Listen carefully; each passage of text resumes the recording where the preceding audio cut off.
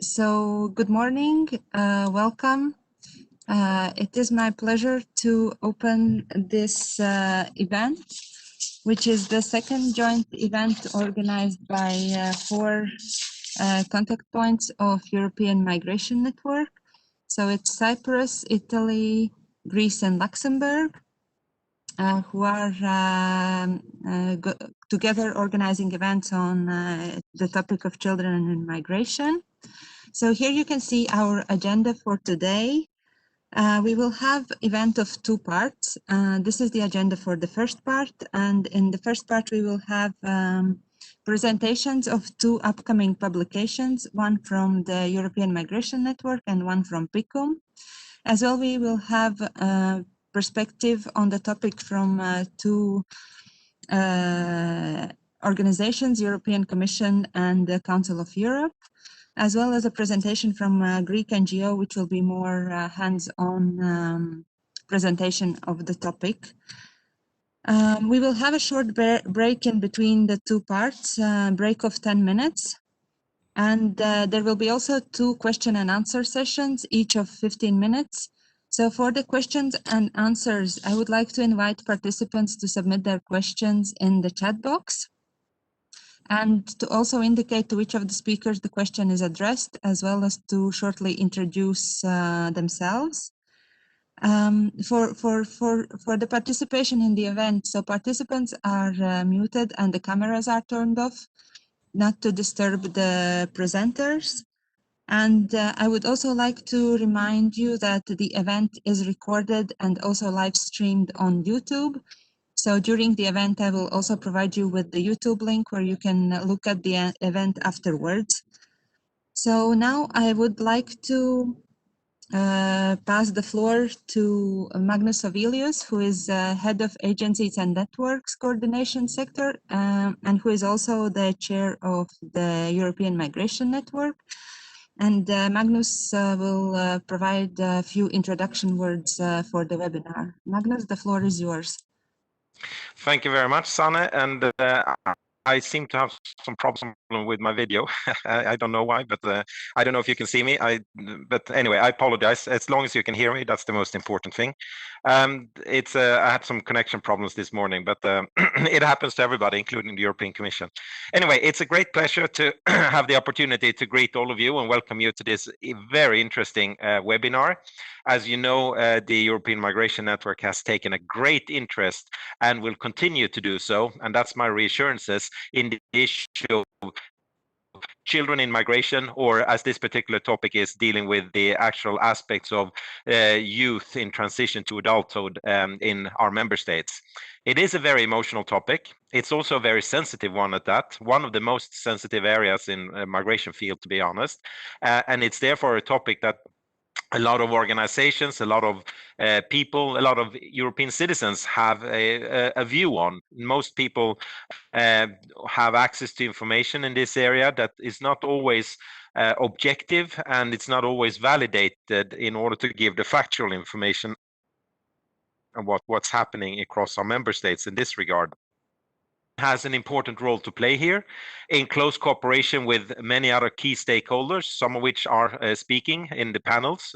And in that particular regard, I would like to confirm and reaffirm to all of you that the EMN will continue to work on these topics, closely linked to and working within the framework of the new Pact on Migration and Asylum and the policy frameworks that we have in the EU, together to try to find better ways, good practices, innovation in migration aspects. For example, what does work well and what does not work very well in this particular field, and try to validate and provide factual data and evidence around this to our policymakers so that we can ensure good policies around the children in migration, and making sure that we are able to provide a better European approach to handling this phenomenon of the migration flows in the EU.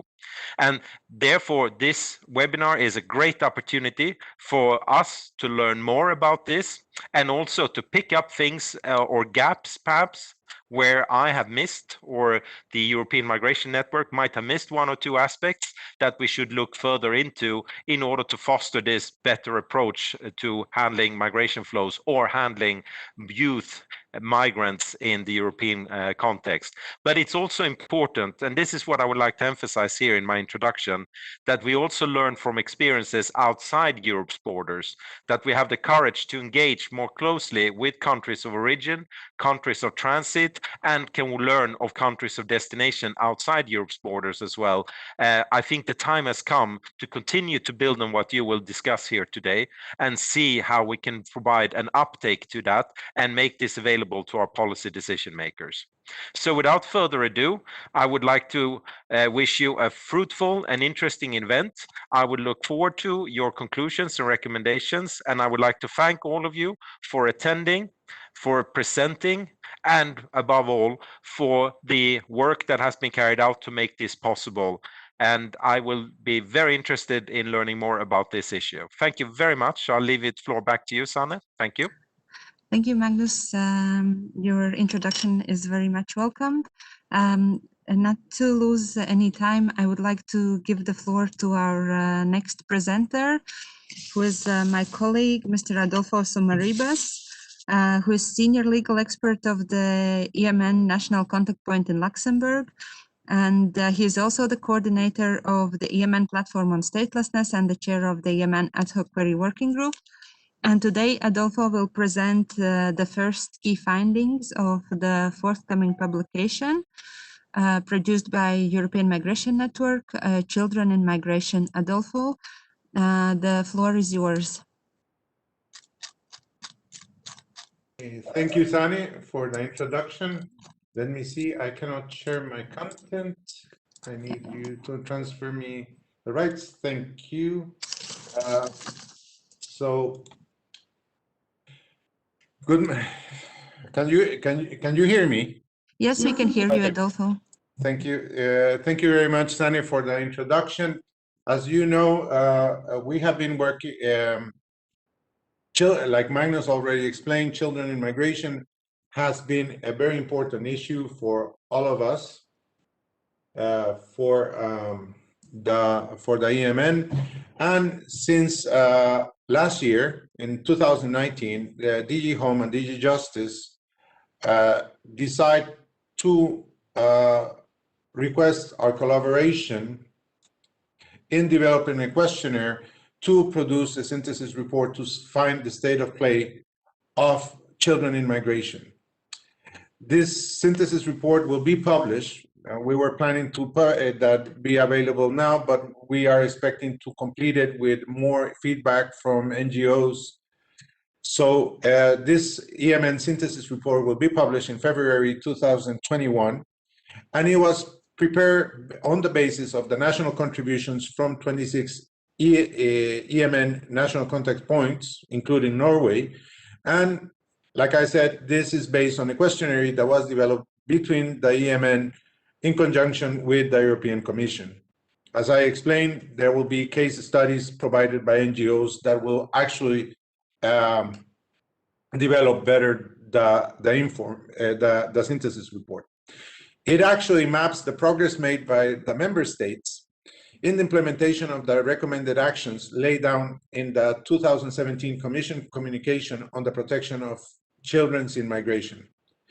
It is important that the following categories of migrant children have been taken into account. The first one is accompanied minors or family with children, separated children, and unaccompanied minors. And here we have three different categories: unaccompanied minors in the asylum procedures, unaccompanied minors in other migration processes, and unaccompanied minors who are in irregular stay, stay situation. So let's see. So now to the next slide, you can see that I will do the key points. I will not get into examples of member states because We are in the final validation procedure, so I just will go over the main conceptions of this. According to a 2017 communication, migrant children crossing borders may encounter different member states' authorities and must always be identified and registered as children. Migrant children should be prioritized in all border-related procedures and receive adequate support from special trained staff.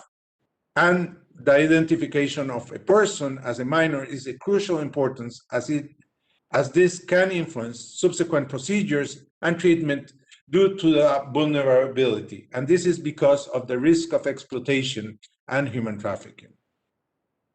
As you can see, most member states report that an official with adequate training in dealing with children is present during the identification and registration procedure. In some countries, interviews with unaccompanied minors are conducted by personnel trained in investigative interviews to detect victims of human trafficking. Normally, they use the PEACE model. That is, PEACE stands for planning and preparation, engaging and explaining, account, closure, and evaluation. I am not going to go on this, but this is not only that the officers have to be capable of identifying a minor, but also detect if the minor has been a victim of human trafficking. So measures to ensure child-friendly processes. In most member states, border guards and police authorities receive a special training to help identify minors and victims of trafficking.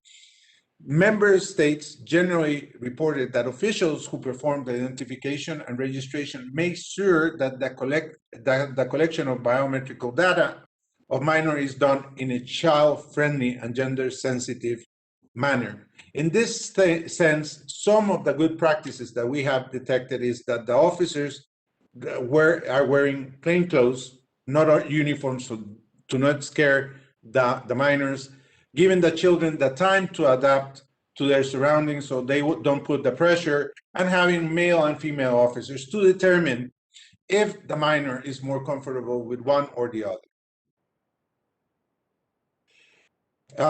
Providing adequate reception.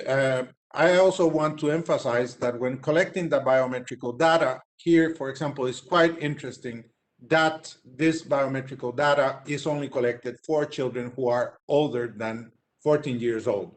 There is the exception, for example, of the Netherlands that will collect it from 6 years up, but this will never be included in Eurodac in the asylum procedures. The second element is providing adequate reception.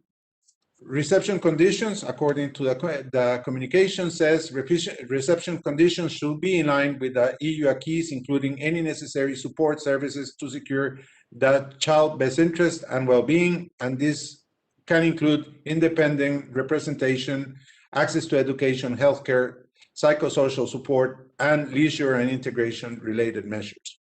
The majority of member states and Norway accommodate families with children applying for asylum in general reception facilities for asylum seekers, while all member states accommodate the children in special reception centers. In some member states, families are as much as possible accommodated in separated residential units or rooms with the general reception centers. Normally, this is done to avoid that there is a mixture with the single male population normally. All member states reported that they ensure that staff dealing with minors are properly trained.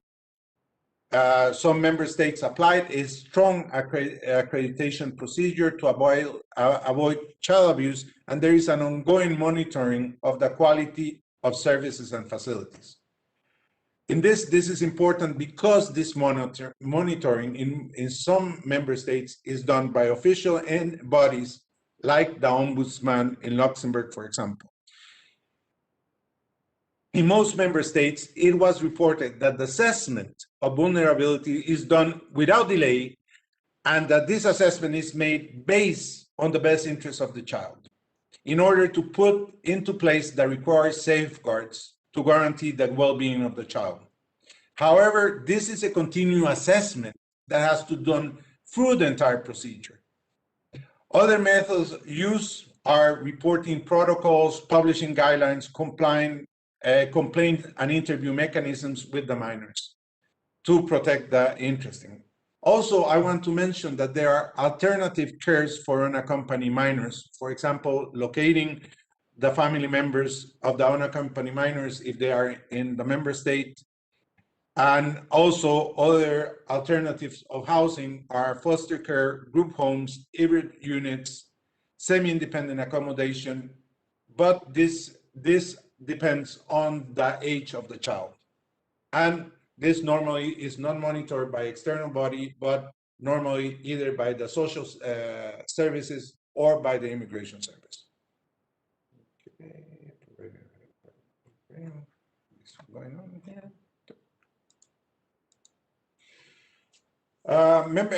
Another point is that member states should focus in relation to the access to a status determination procedure and procedural safeguards. The communication says that member states should focus their efforts on strengthening guardianship authorities or institutions, implemented reliable multidisciplinary age and non-invasive assessments of procedures, ensuring swift and effective family tracing within or outside the European Union, and priorities given to cases concerning minors, as well as the relocation of unaccompanied minors from hotspots. In principle, all member states provide for the appointment of designation of a custodian of an accompanied minor. It can be a guardian or it can be a representative. Or in cases like, for example, Luxembourg, you can get both in the asylum procedure. In these cases, normally when there are two, the representative is like that adult administrator will deal with everything that is related to the procedure. Instead, the guardian will take care of the day-to-day business of the minor. However, this is in the asylum procedure. Only half of the member states will grant a guardian or a custodian to the minor outside of the asylum procedure. And most member states reported that the procedures or measure implemented to provide information in a child-friendly manner. For example, there is a member state that have created a mobile application which provide information in different languages to the minor about the rights and asylum procedure, how it will develop. Most member states prioritize, and here I have to be very clear. When I said prioritize, that doesn't mean it's a fast track, as we know, in the treatment of asylum applications of unaccompanied minors. In most member states, the medical examination is only used for purpose of age assessment only after other non-invasive methods and procedures have been exhausted and the age of the individual is still not determined. In these cases, then you will have the use of, for example, the X-ray of the wrist, the X-ray of the collarbone, an MRI of the knee joints, and dental examinations. But we try to avoid this kind of thing as a last measure. And if after all the evaluation is done, there is the doubt subsists, the individual will be treated as a minor. Family reunification is granted under favorable conditions when the unaccompanied minor obtains the international protection status. This, however, has to be determined in the scope of the best interest of the child. So in some cases, it's not recommended. Detention for the purpose of return of unaccompanied minors and families with children. The communication provided that the administrative detention of children should be in line with the EU law, and it has to be on exceptional circumstances and only restricted necessary as a measure of last resort and in a shorter time possible, and never be put in a prison accommodation. Where there are grounds for detention, you have to see that that's the last measure and the first thing that has to be analyzed is if there is any alternatives of detention. So most member states allow the detention of families with children, but as a measure of last resort and to prevent absconding before the return and for a very short period of time. For example, in Luxembourg, you will have families can be on detention previous to return for 7 days. But like I said, the member states have different approaches to this, to implement this. Other things that is important to have is that detention of unaccompanied minors is legally permitted in several member states, and as I said, is the last resort. In practice, this happens rarely, but you have to put strong safeguards to protect the well-being of the child. And you have to first go through all the alternatives of detentions that can be duty to report, geographical restrictions, surrendering travel documents, and financial deposit. Well, this last one is a little bit complicated because I don't believe unaccompanied minors have the money for doing that.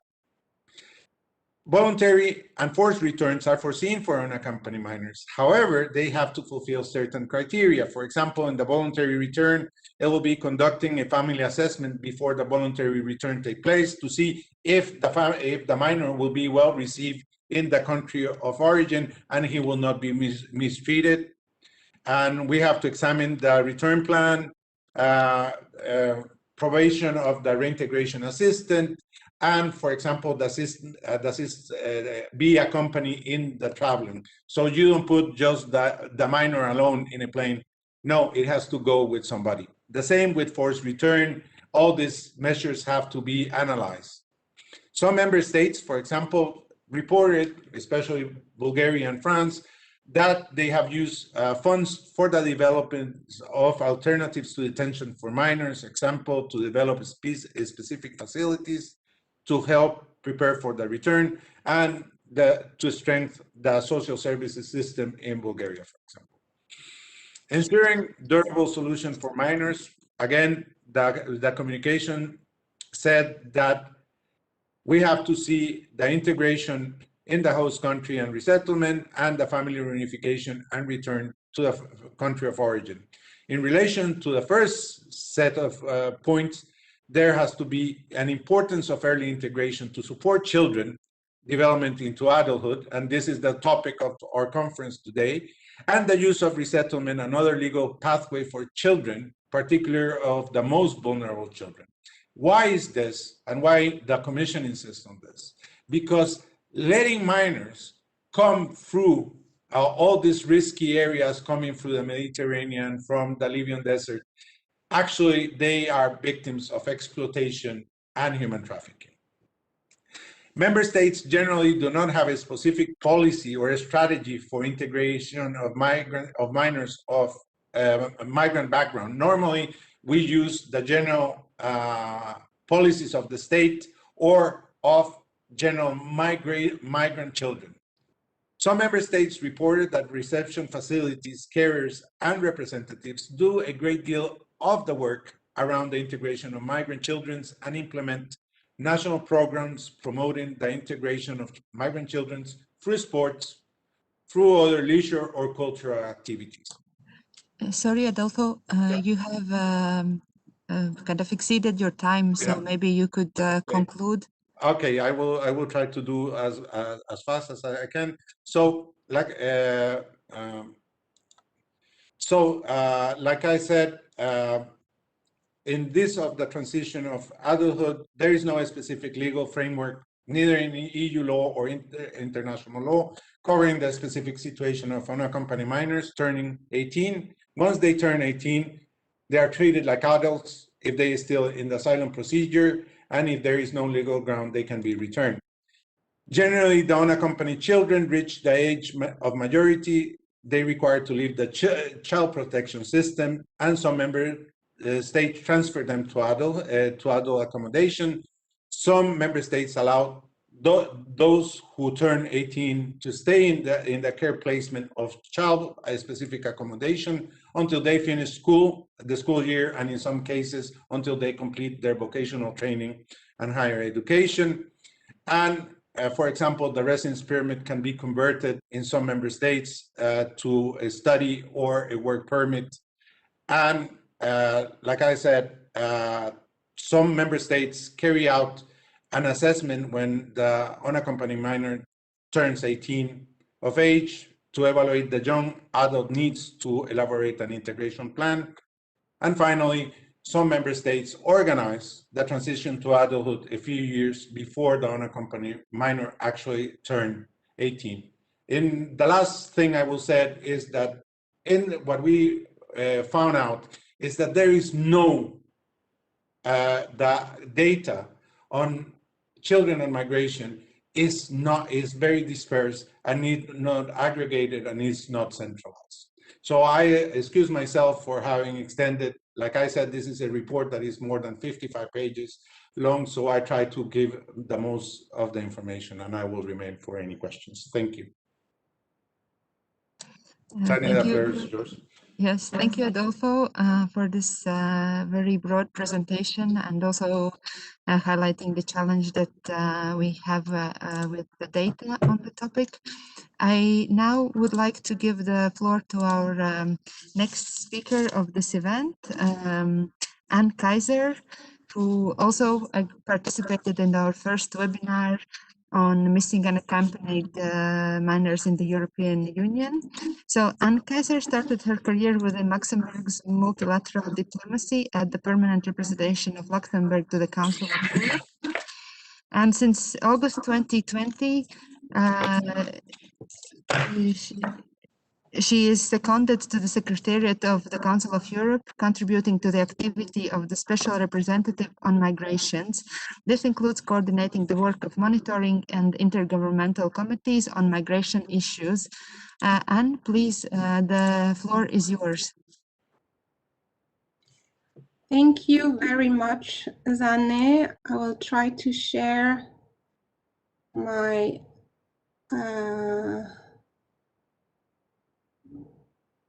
you see it now, but not in the proper view. Yes, you just need to put full screen mode. It's the little square thing on top, on the red bar, where you have. Okay. Or you can press F5 as well on your keyboard. Well, it worked when we tried it. So what is going on now? I cannot see it anymore. You see, there is the red bar which says Enregistrement automatique, and then there is a floppy disk and an undo button, and there next is yes, go a bit up and to the other side of the screen. Yeah, here. Yes.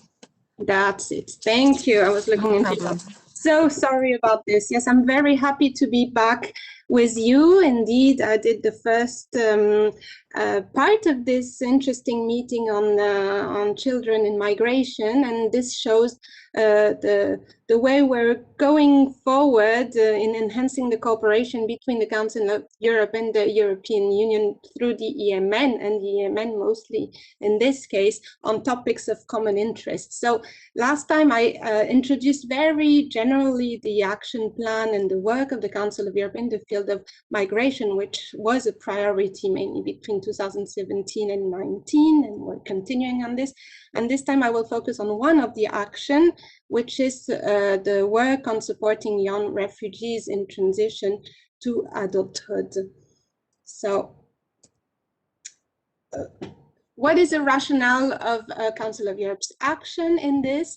We were looking at the challenges faced by young migrants and identified that most of the problems that they face comes from the fact that they're not minors anymore, but they do have the same kind of challenges as migrants, especially when it comes to their high vulnerability to violence, exploitations, because they are still easy targets to trafficking, abuse, and trauma.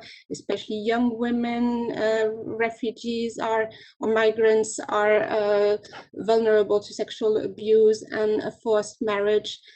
In spite of that, they are no longer under the protection of the UN Convention on the Rights of the Child when reaching the age of majority. So there's a sudden change of rights and opportunities. They are legally treated as adults and they can be detained as adults. There is linked to that also a change in access to services and support. That is mainly access to welfare, education, healthcare, housing, psychological support, and they're suddenly left alone from one day to another, just like Adolfo just showed it in his presentation. There's no more assessment of their young interest. The child is very much protected, and we look at protecting its best interest. Here, it's suddenly not the case. Family reunification priority is also left apart, and child-friendly information is not more given to them. So they might not have the full comprehension of an adult, but they do have to mingle around with any kind of information which is in the nature and might not understand, especially not understand the transition, the loss of rights from childhood to adulthood.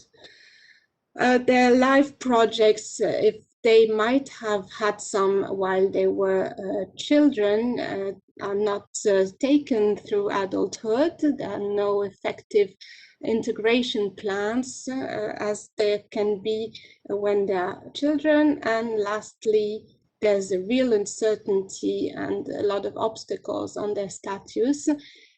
As a child, they are often protected by child protection measures. They most of the time, in some countries at least, they wouldn't apply for asylum because they have a higher protection as children, and suddenly they don't have this protection. They didn't apply, they didn't go into the asylum system, and they are just left with nothing and tend to hide. And then we close the circle because they are then even more subject to exploitation. So because of these challenges, the Council of Europe started working on the issue already in 2007, but they're more on the child protection viewpoint because it looked on life projects and how to accompany unaccompanied migrant minors towards a real future prospect. But it is really within the Council of Europe Action Plan on protecting refugee and migrant children, which was started or which was carried out between 2017 and 2019, that the Committee of Ministers decided that they should have a priority action on transition to adulthood for young refugees and migrants. So it was a decision coming from the member states of the Council of Europe. This is where the adoption of this recommendation was finalized on the 24th of April 2019. So we are now in an implementation and follow-up mode. So what is shortly the philosophy, scope, and purpose of this recommendation? First of all, the legal status. Well, this is the problem of Council of Europe measures. We don't draft rulings as such or laws, but non-binding guidelines. It does not prevent for member states to have more favorable provisions, of course, neither international law to have more favorable provisions. Those guidelines are meant to be a minimum that member states need to look at and to implement into their national legislation.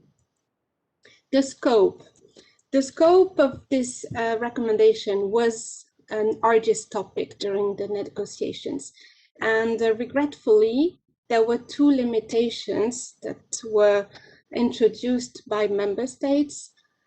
First of all, that it only concerns refugees or beneficiaries of international protection, so those who already have a status of protection.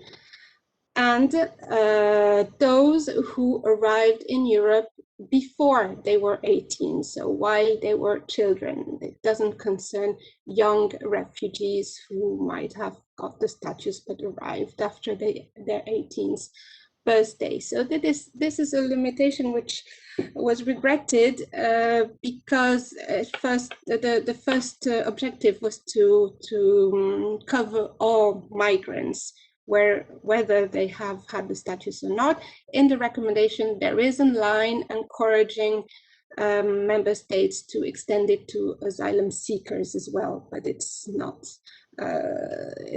a should clause, it's not a shall clause, it's a may clause, as you would say in EU jargon. The purpose is not to create new rights, but to prolong the existing right, and to prolong it into a temporary period according to individual needs of the younger person, the young refugee or beneficiary of asylum protection. That's also another of the regret, that there's no specific deadline of how long this prolongation would be, but it has to look at what the young person needs and how he could be best assisted. The approach is a particularly important feature of this text because it's very much interdisciplinary. There was a big synergy between the different actors in the Council of Europe sectors, but also in the member states who participated in the negotiations. So everybody was consulted from migration sectors, child protection, health, education, social protection, justice, gender equality. So there was a huge reflection throughout the sectors that could be concerned by the topic. And finally, the philosophy of this recommendation is totally opportunity focused, and it is to enhance social inclusion of young refugees, which is in the interest of all of us, to have a smooth and pacific society and to enable them contribute to the social peace. Guiding principles, there are 9 in the recommendation. So the first one is to ask member states to improve their legal framework to enable young refugees to have a smooth transition towards adulthood and expand the rights and the opportunities that they had as they were children. Adolfo showed us that a certain number of member states of the EU already did this and have some kind of measures, which we very much welcome. So it would be interesting if that could be harmonized. Ensure non-discrimination. This is one of the basic rights under all of Council of Europe text. It's a matter of equality for all. Young refugees need to have the same rights as any young person in the country. And one of the main features is actually their access to social services, accommodation, and welfare benefits. It's important for the young refugee to, for example, continue a relationship with social workers or guardians that they might have, and not just be left alone from one day to another, to have an accommodation, continued accommodation, taking into account the ties that they might have established during their childhood and not moving them suddenly at the other side of the country, or existing community links. And of course, it's important also that the detention is a very last resort, or that they are not detained at all, just like it is the case for unaccompanied minors. Access to education, of course, they need to be able to continue, especially what they have been starting as far as educational program or vocational training or apprenticeship is concerned. This is very much limited within the recommendation because it says that it is in accordance with national laws. So it is regrettable, especially when we know that many countries do it already, as Adolfo presented it. Health and psychological support, of course, they need to access freely to all of this. Access to information and legal service would be easier if they had information according to their age, gender, culture, and that they had free legal advice on immigration status and access to rights, and especially advice on this transition, on the loss of rights and opportunities. Right to family reunification, of course, this is also under Article 8 of the European Court of Human Rights. Access to employment, it's also something which has been reduced by member states in the negotiation because it's in accordance to the national law. It is always a sensitive topic for member states, but young refugees are encouraged, member states are encouraged to give access to young refugees, the same access to the work field to work than the nationals, to labor market, to nationals. And then finally, life projects. This is something which is being done for unaccompanied minors, but young refugees are also still looking into their prospects for future, for a better future, and they should be able to complete any life project that they have started as unaccompanied minors. So those are the main guiding principles of the recommendation. In this recommendation, also the role of youth work is very much underlined, and member states are encouraged to mobilize and support the potential of the youth work based to promote social inclusion of young refugees. And both member states and the youth sectors are also encouraged to learn more about situations and to understand better the young refugees in transition. This will be a good basis or help them to provide the adequate support which is needed. So both member states and the youth sector can work together on these issues, and it will have a much better impact if they do. They should also provide a space for young refugees and foster participation, their participation, to help them become culturally, politically, and socially active. And associations in the youth sector are very well placed for these kind of things. And finally, they are encouraged to take and support awareness raising activities, and that is mainly to combat misconceptions, stereotypes, prejudice, discrimination that they would face, and foster intercultural and interreligious dialogue. A word on implementation. I still have a bit of time. I think it's going quickly, but implementation is, of course, in the hands of member states, but the Council of Europe has also set up a project which is Youth.Together. You can find it on the internet. It's mainly a long-term training course which concerns youth social workers, young refugees, which are active in reception and hosting centers.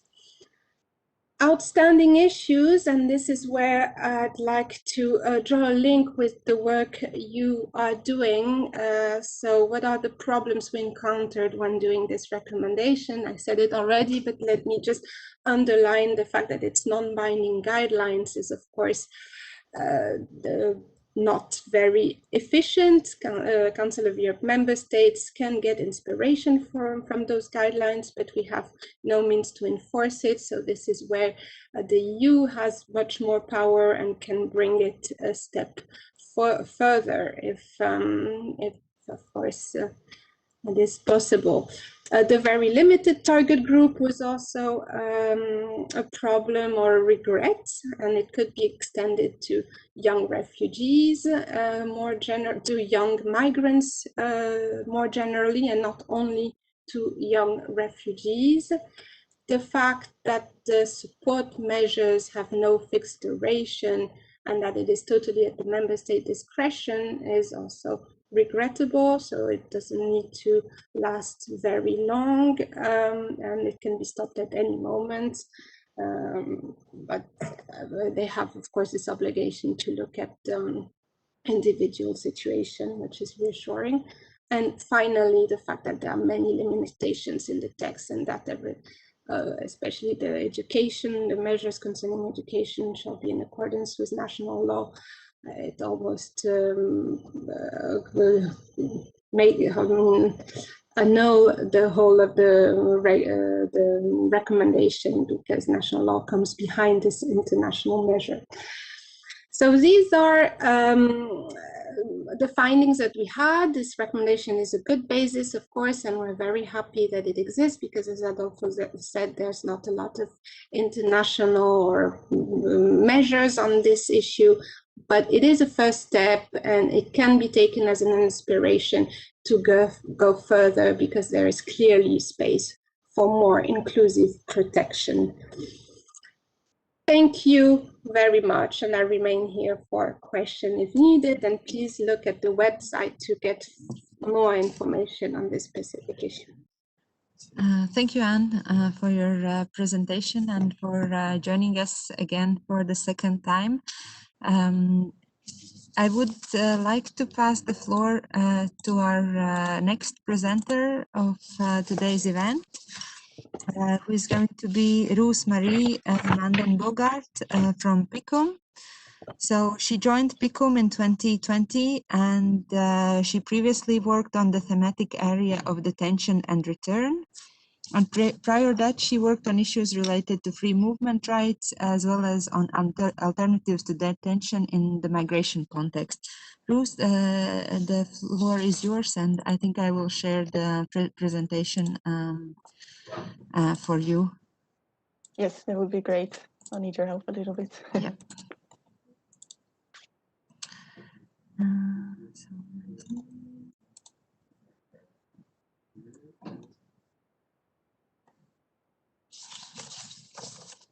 Can you see it? Yes, it's just, I don't know if it can be enlarged. I will check. Like a full screen. I think it's just sent in the PDF file, so that's a bit of a problem. In view, maybe? You select view at the top.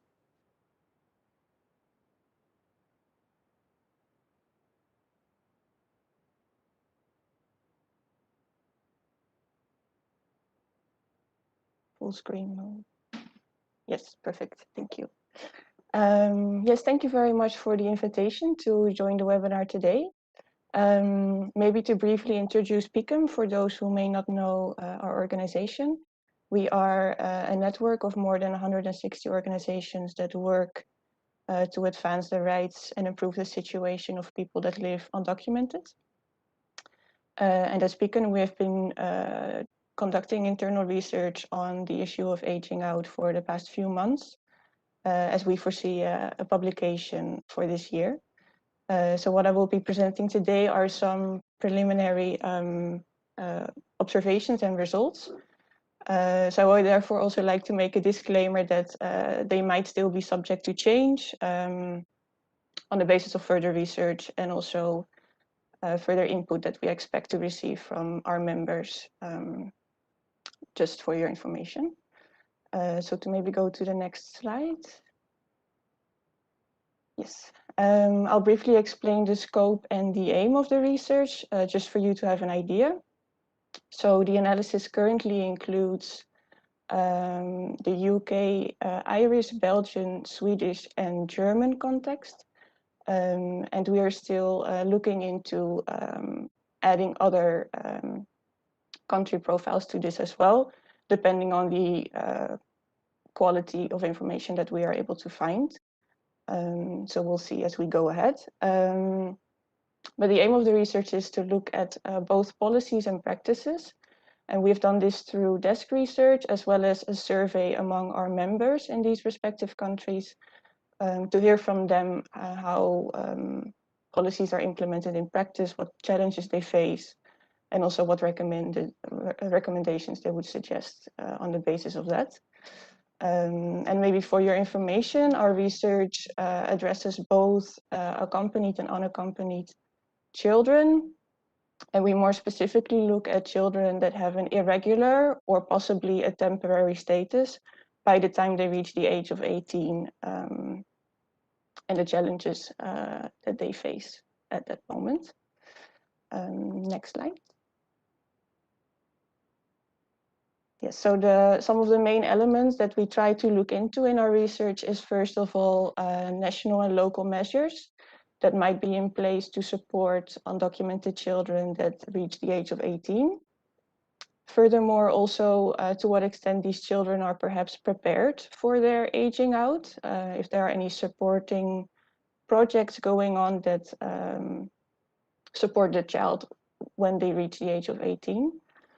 Whether there are any resident statuses available for these children that turn 18 and are irregularly residing in a country or possibly with a temporary status, as well as return policies, both before and after the child turns 18, and lastly, available data and statistics that we are able to find on this issue in the respective countries. Next slide, please. Yeah, so before I dive into some of the preliminary findings and observations, I'll just already refer you to some of the sources that are currently available that might be of interest to you. So that's first of all the regularization manual, which is a mapping of regularization schemes in 10 countries across the EU. And then more specifically, regularization schemes for children, young people, and families. And in addition to that, also the publication on promising policies and practices from governments, and then more specifically at looking at policies and practices that protect undocumented children. And we would already like to flag that we also foresee a publication for next month, which looks at the impact of living undocumented for children.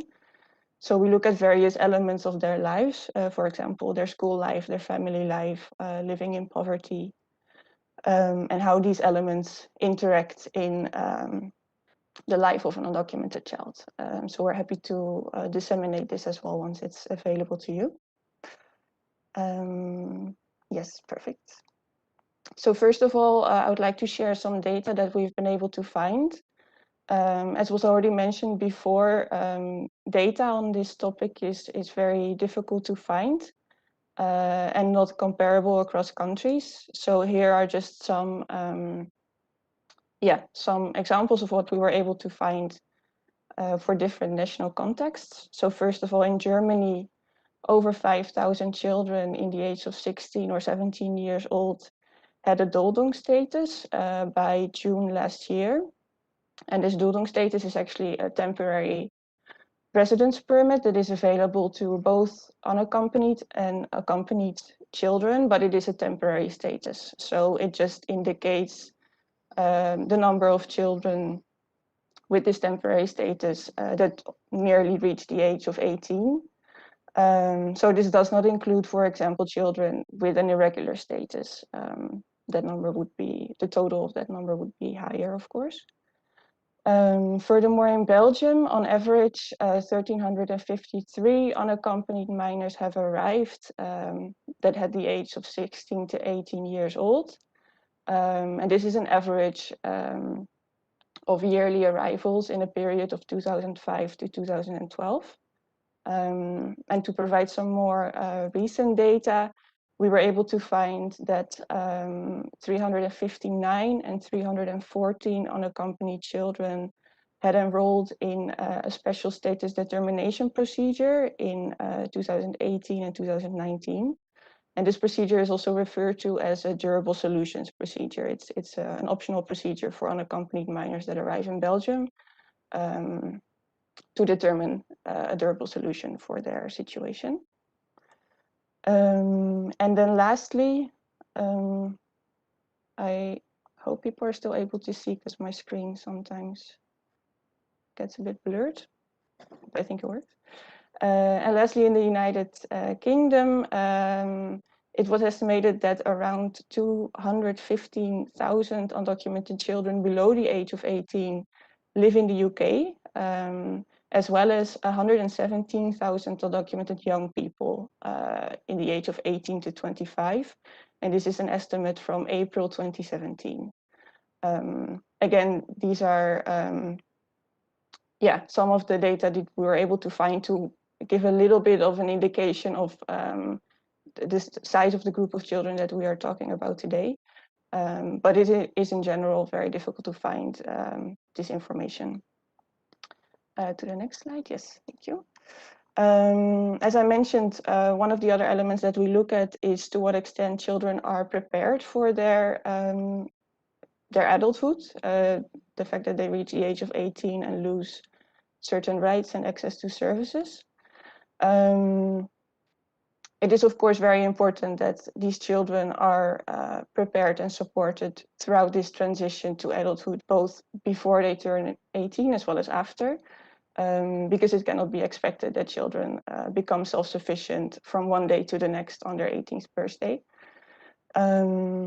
So I'll go through a few examples that we were able to find, but I would also very much invite participants to share similar projects, maybe in their national context that we might not be aware of. But I'll just mention a few that are listed on this slide, and then share a few reflections on those. So first of all, the project My Future, which is implemented in Belgium and available to unaccompanied minors.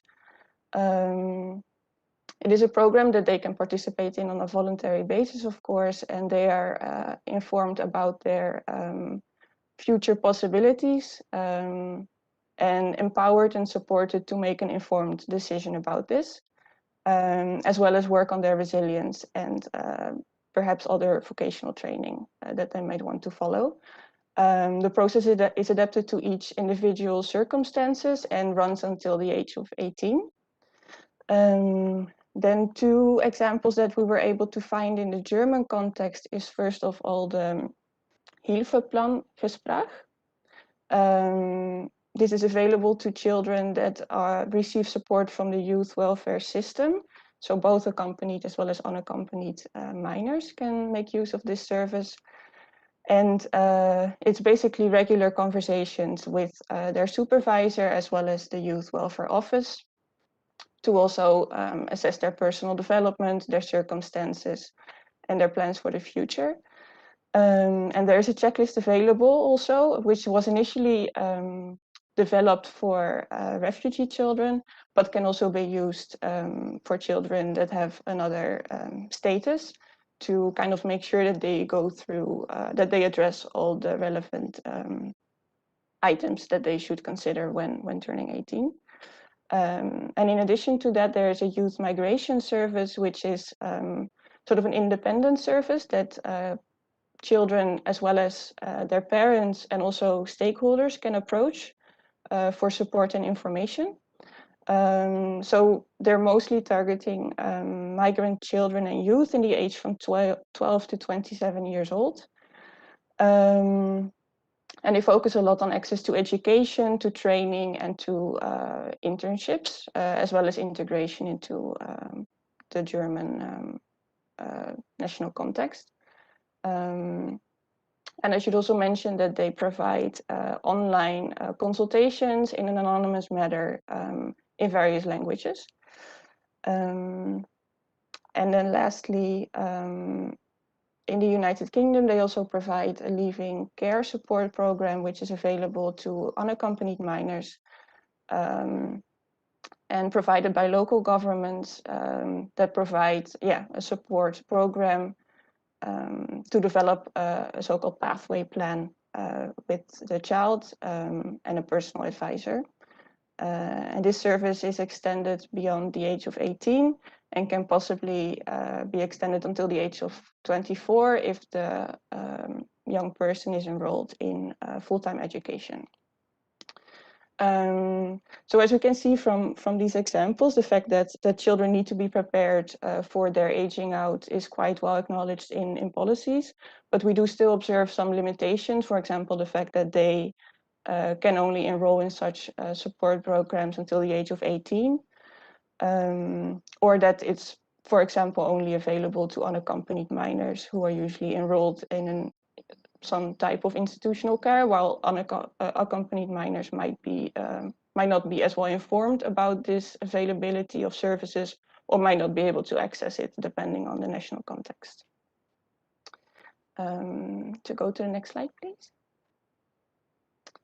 Yes, and then I briefly wanted to address the item of return. So this graph shows the number of third country nationals returned following an order to leave in the year 2019. And the blue bar shows the number of children returned below the age of 18. And the orange bar shows the return of young persons in the age of 18 to 34. So we can make a first observation that it seems that the number of returnees after the age of 18 is definitely higher.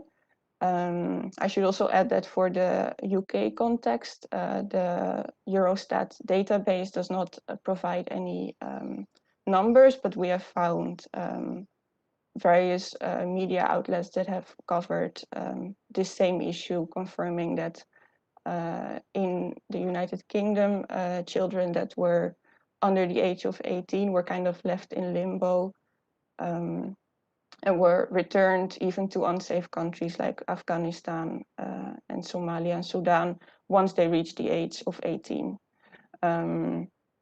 Because what we have been able to observe is that the legislative frameworks in the various EU member states show that usually at least unaccompanied minors are not returned before they reach the age of 18, because as has been mentioned earlier, there needs to be ensured that there are sufficient reception facilities available in the country of origin to be able to do that. So in practice, that rarely happens.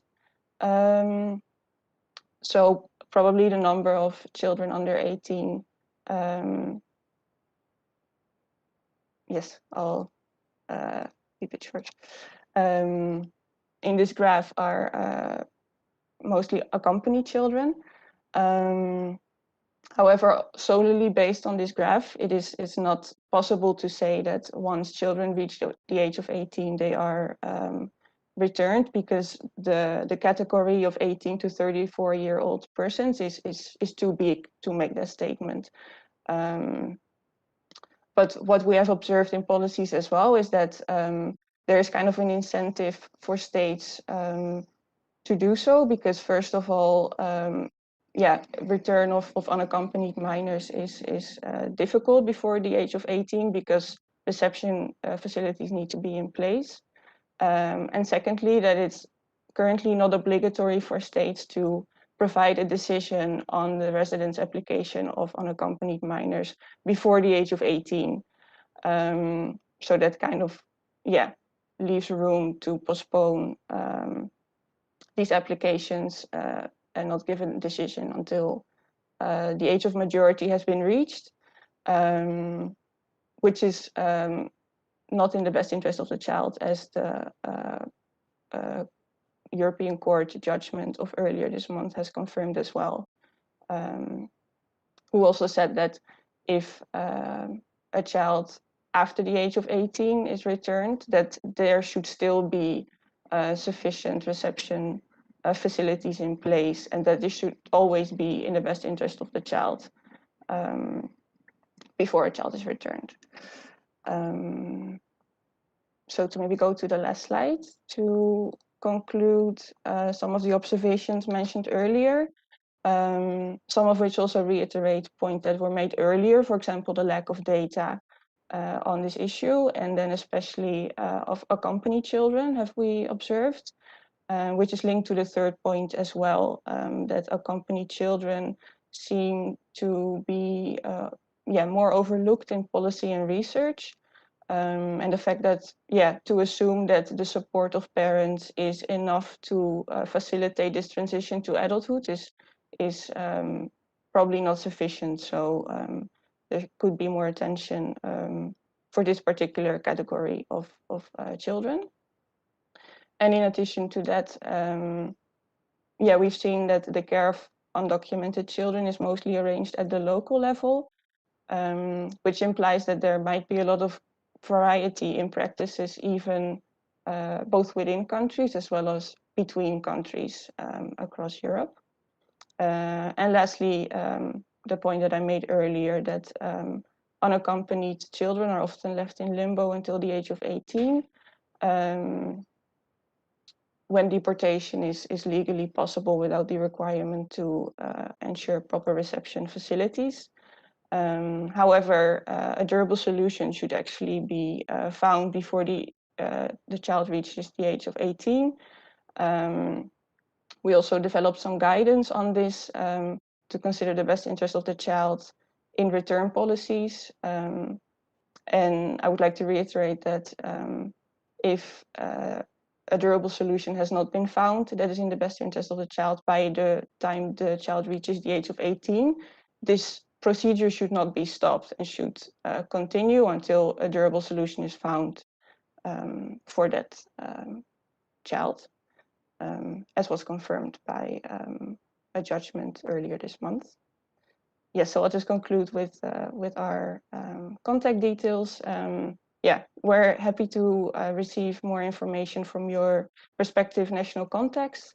And I would like to also refer to my colleague Letitia van der Vennet, who usually leads our work on undocumented children, families and youth. So for future reference, you're very welcome to reach out to her as well. And I'll remain at your disposal for any questions that might come up. Thank you. Thank you, Rosemary, for your presentation and for presenting also the preliminary publication. I know that we are behind the schedule, and I know that a speaker from the Commission is short on time. Therefore, I wanted to ask Antigone, would you agree to switch places with Isabel? To let her speak first, and then your presentation would be next. Okay, no problem. I'm sorry, it's hard to hear you. I said, okay, no problem. Okay, perfect. Thank you very much. In this case, I would like to give the floor to Isabella Atanasiou, who is a legal officer in the Asylum Department of the Directorate General for Home Affairs and Migration. And she's also the focal point of contact on the protection of migrant children and the coordinator of legal infringement proceedings brought by her department in relation to breaches of EU asylum law. Isabella, the floor is yours. Thank you very much. Good morning to everybody. And first of all, Evharistopoli to Antigone for allowing me to take her place. Thank you for your understanding. I have already been introduced, and what I wanted to say is that in my work in DG Home, the particular focus on this file is on the implementation of the 2017 communication on the protection of children in migration. And on this aspect, we are collaborating very closely with the European Migration Network. You probably have heard already from Adolfo about this. Now, the subject that has been attributed to me for participation in this seminar is about the EU policy perspective or context, if you like, of support for transition to adulthood. I am going to do my best to avoid repeating things that have been said, because there are a lot of things that I suppose many of the speakers have in common, and we are going to sometimes overlap in our remarks. I will try to stay far from the conclusions of the recent study carried out by the European Migration Network, which includes a chapter on this particular subject. And just try to give you a perspective from a pure policy and legal point of view. I'm planning to address 4 particular subjects. So the first would be to understand a little bit why is this subject important from a new policymaker's perspective. The second one would be to see what does current EU law say about the subject without going and repeating details that have been already been presented. The third one would be what are the current EU migration policy frameworks which are relevant for this topic. And the fourth one and the last is to say a few words about an ongoing call under the AMIF program for cross-border projects, where we are particularly focusing on this particular subject, supporting transition to adulthood, and which is still open. So I wanted to make a few remarks about what we are trying to achieve there in that context. Now, like I said, why is the subject relevant? Well, because I mean, in a short word, I would say because there are a lot of unaccompanied minors who continue to arrive to Europe. Since 2015, I mean, in a period of 2015 to 2019, there were 210,000 applications for asylum that were lodged by unaccompanied migrant children. But the number of unaccompanied migrant children who arrived to the EU is obviously much larger than that, because as we know, not all of them apply for asylum or have the possibility to apply for asylum. The frontline member states have a large number of unaccompanied minors to cater for. It is the case of Greece, as we all know. In Italy, the number has decreased, but it is continuing to be quite substantial. And the number is particularly increasing in the case of Spain. And the situation in the Canary Islands is also quite concerned from this perspective, because the numbers are increasing quite fast. Needless to say, the so-called destination member states have to cater for a large number of unaccompanied minors as well. This is the case of Sweden, of Germany, of France, numerous countries in the north of Europe, to put it this way. The profile of the unaccompanied minors as such is, as we know, that of the typical, very frequently male teenager, very close to reaching the age of adulthood under our laws. And therefore, we are talking about a problem that is becoming imminent for many of them. So upon arrival to the EU, and for some of them, it has already reached maturity, so to speak, the problem. Now, what are actually the needs of an unaccompanied minor who may be an asylum applicant or not, maybe not an asylum applicant and has arrived to Europe?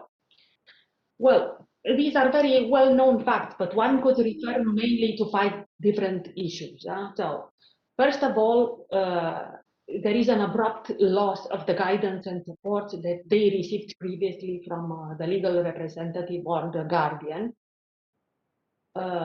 This becomes a little bit more acute in the case where the child has arrived to a quite advanced age in Europe. So if they are close to be 18, the member state doesn't even have the legal obligation to appoint a guardian to begin with. So in these cases, the child has an even more acute problem.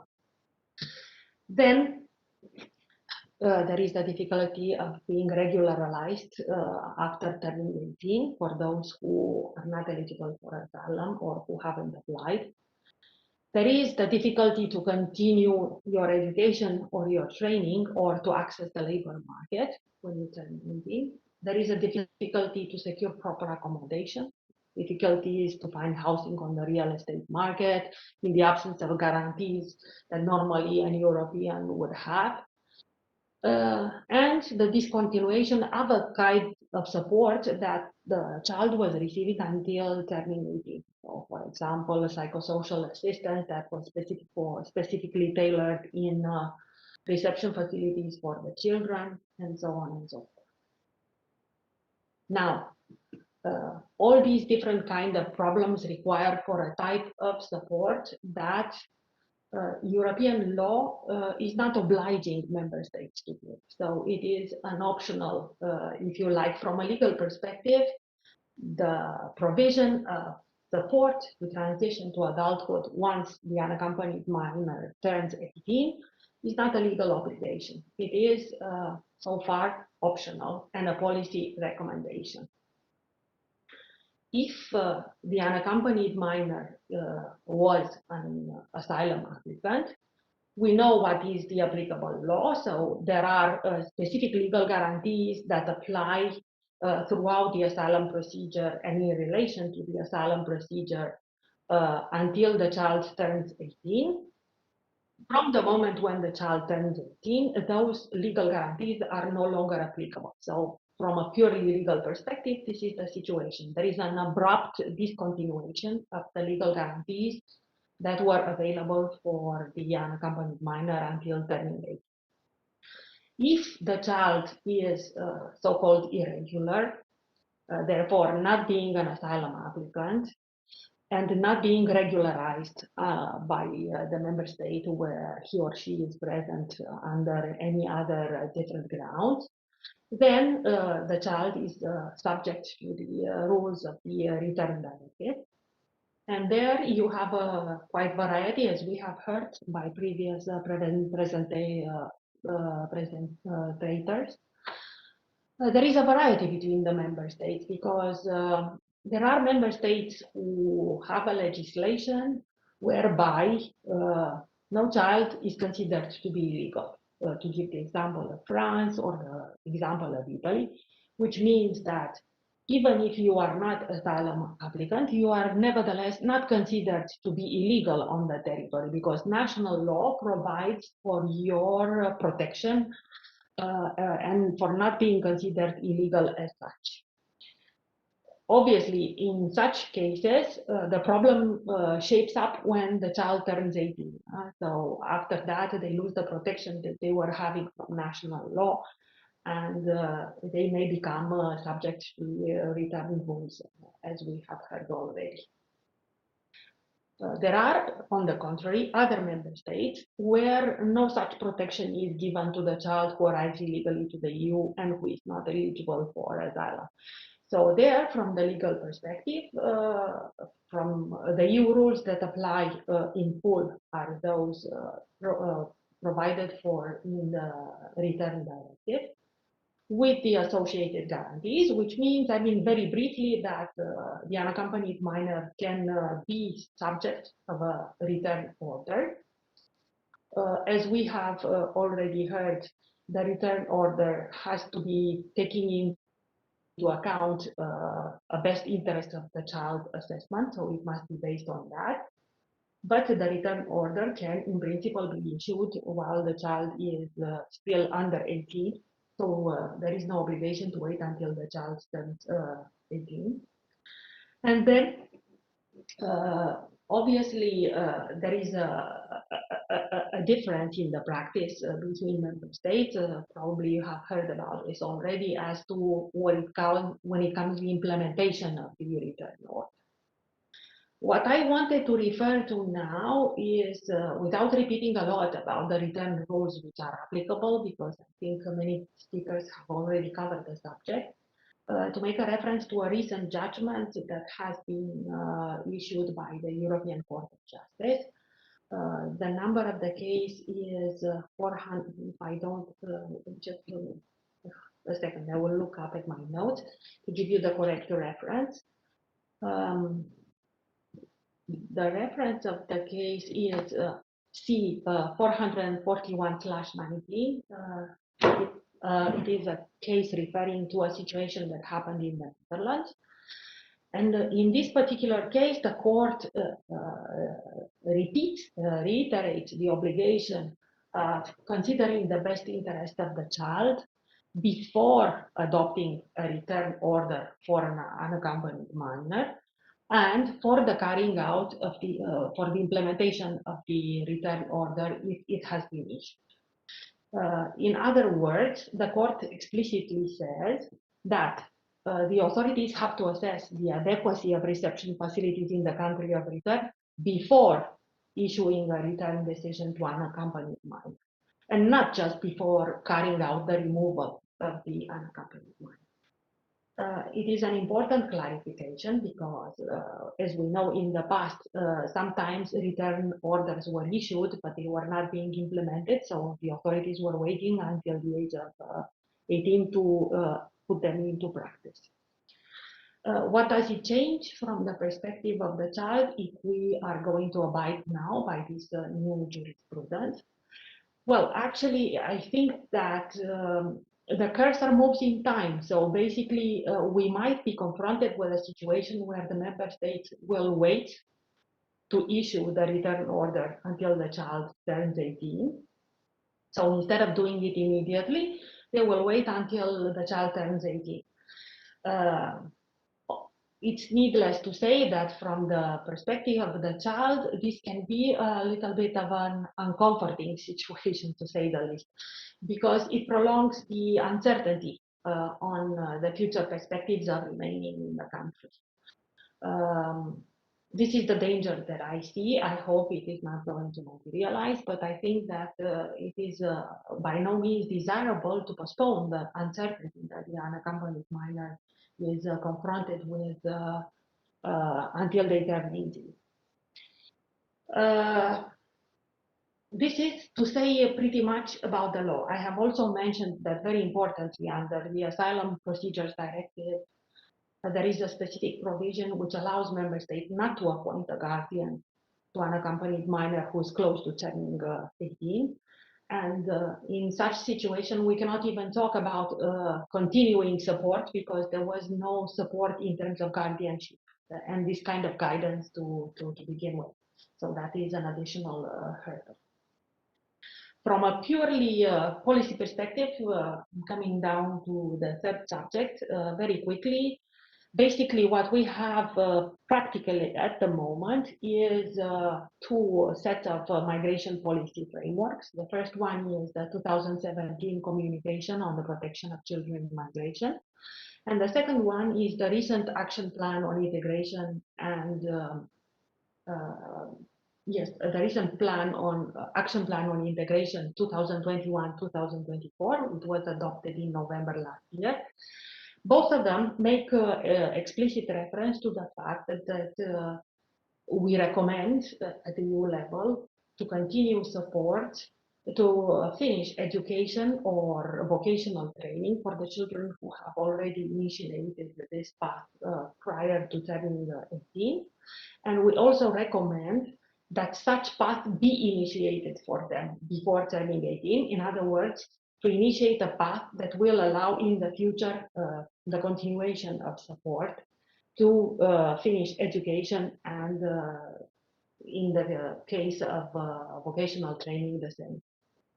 Now, the focus is on a specific aspect, which is the continuation of education and vocational training. There is nothing explicit being said in these frameworks about the other problems that I identified earlier, which are, how about continuation of the support that the guardian was supposed to give? So at the moment, we are going to be, in most cases, be dealing with a situation where the guardian is no longer paid. There is no legal framework when the child turns 18.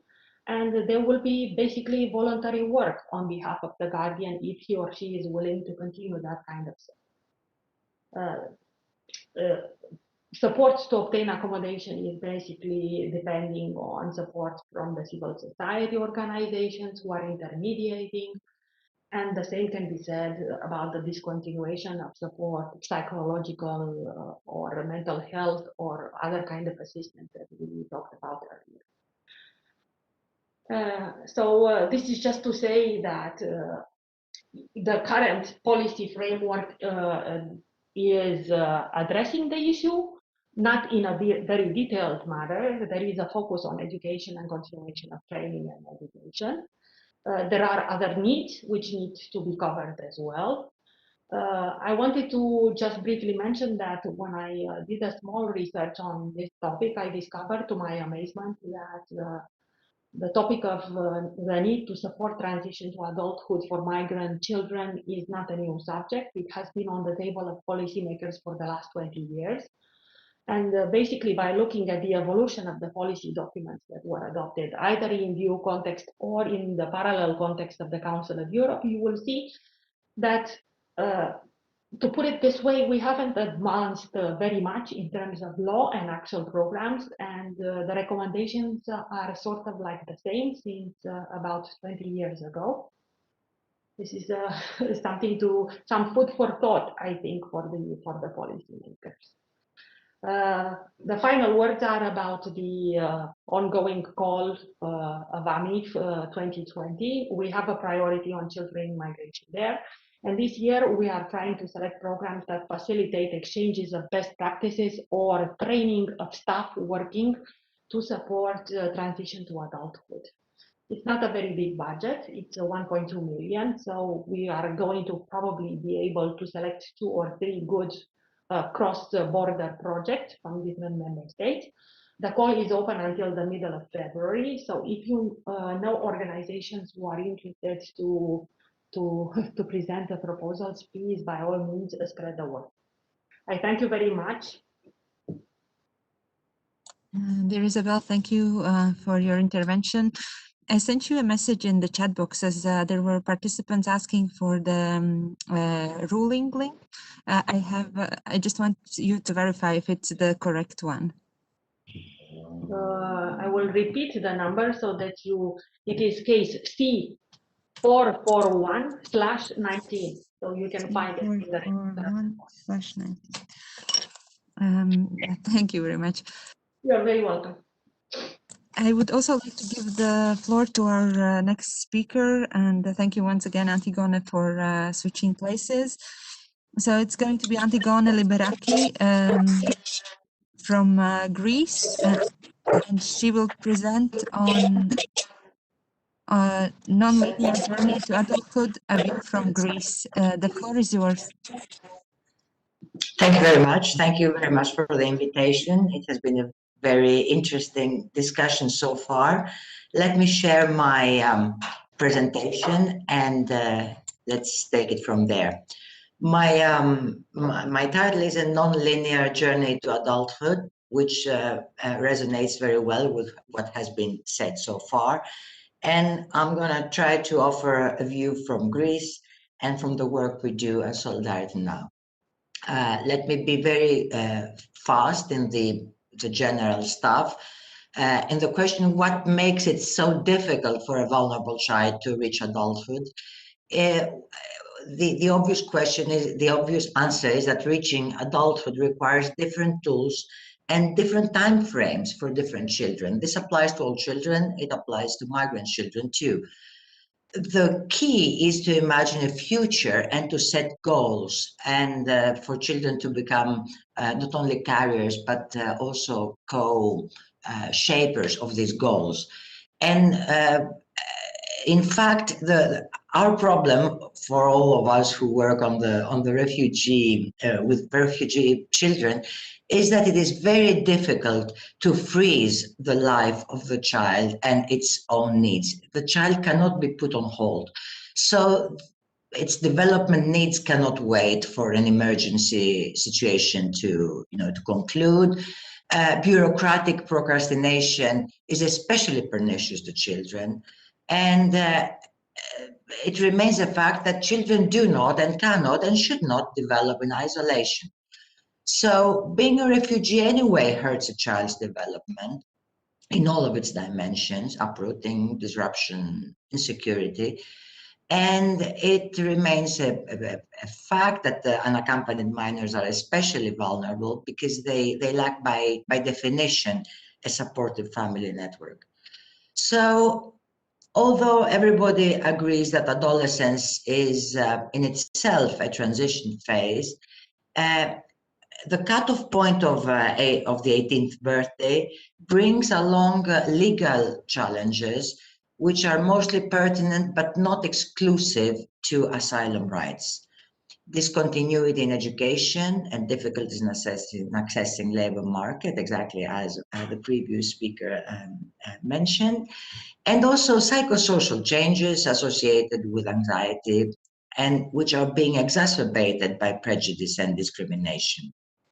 So in a sense, the 16-year-old unaccompanied refugee combines all difficulties and vulnerabilities at the same time. I'm going to give you some flash data, which are from December 2020, and let me just comment that I was surprised by following presentations that rested on data provided for the year 2017. I thought that only we Greeks were a bit lax with statistics and were a bit basket case in, reporting current data. These data and the next slide are based of this one end of December, next one 15 of January 2020. So we have some. Sorry, Antigone, but there is no screen. You are not sharing the presentation. Do you want me to do it on? No, I can do it. I'm sorry. It seems that I did not press the magic button and work share. Okay.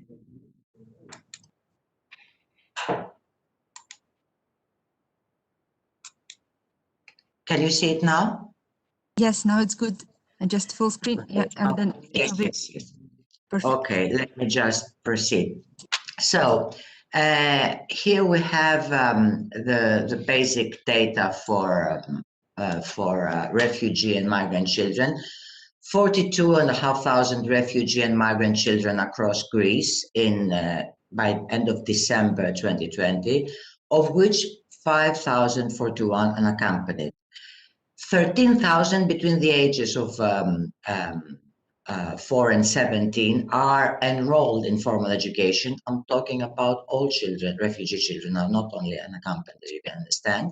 And 38% of total sea arrivals were children and 12% unaccompanied. And the main countries of origin are Afghanistan, Syria, Iraq, and other countries at the lower proportion. Now turning to unaccompanied refugee minors in Greece, the estimate is that 4,028 unaccompanied minors were residing in Greece by mid-January this year, 2021, of whom 92.5% are boys.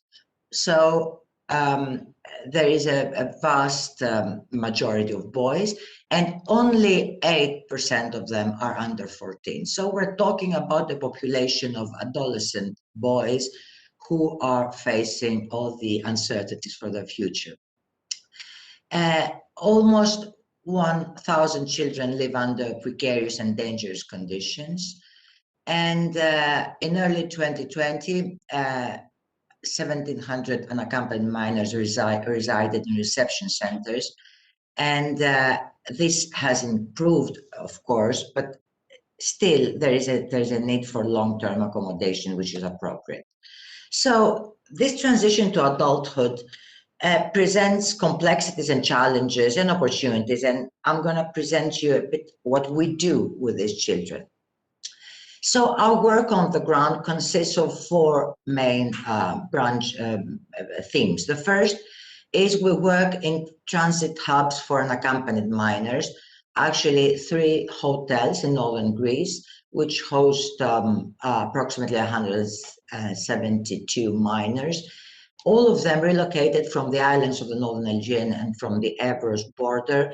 I'm saying this because this is an especially vulnerable and tired category of children who have spent lots of months under conditions that are, to most of the people, unimaginable.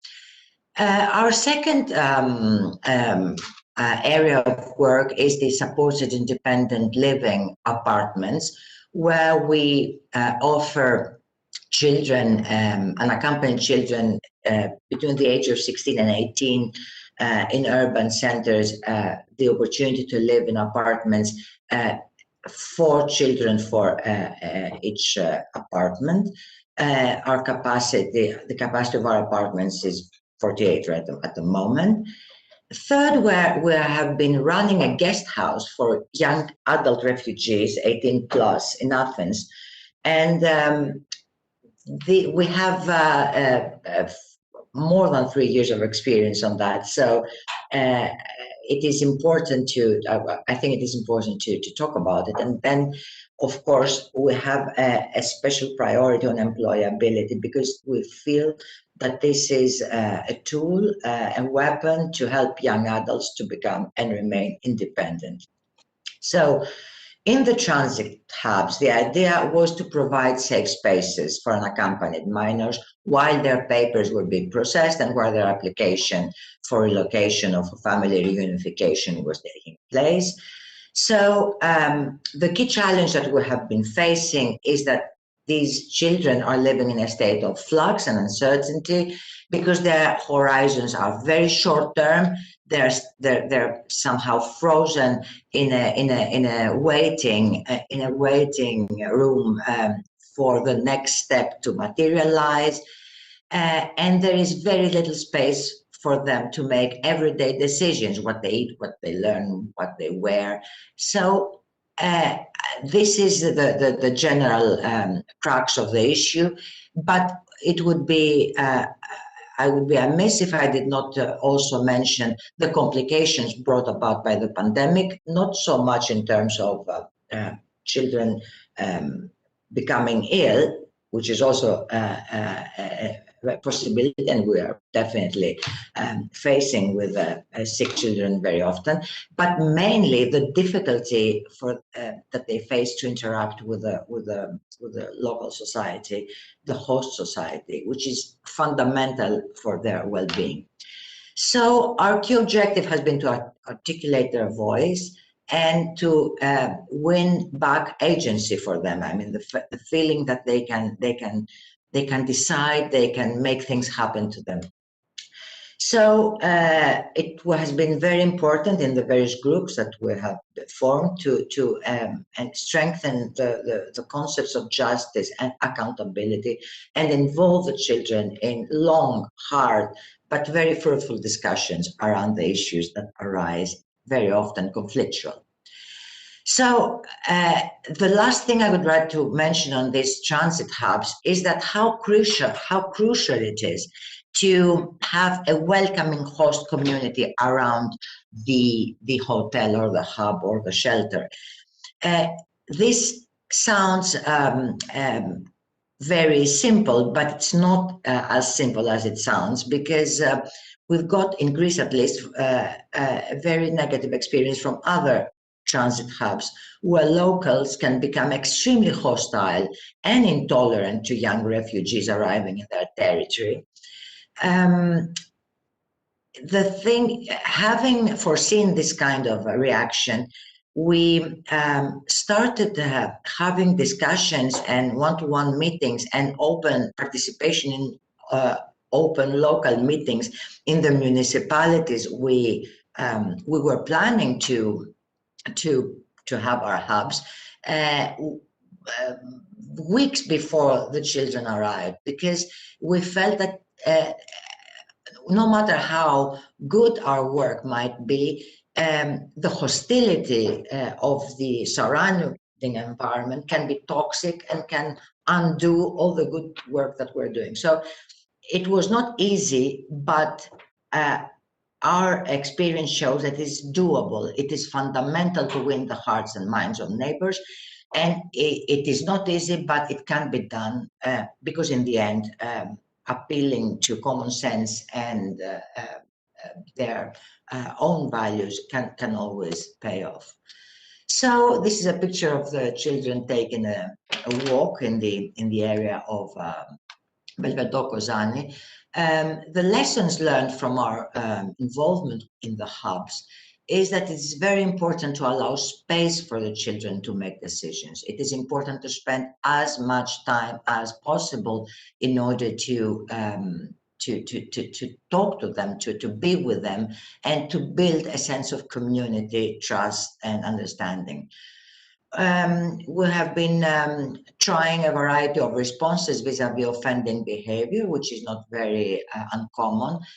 And we have been exchanging experiences in interdepartmental meetings, which have proved very helpful and very useful.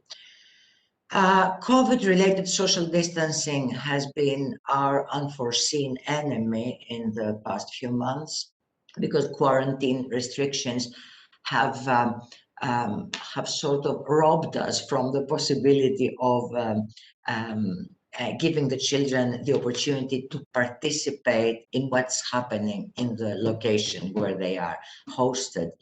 And of course, remote training, non-formal education, and distance learning can sound all very good, but very often the communications infrastructure is less than perfect. So even setting up a network can be very taxing. And of course, outdoor activities are always very important for the development of the young people, and are also very good fun.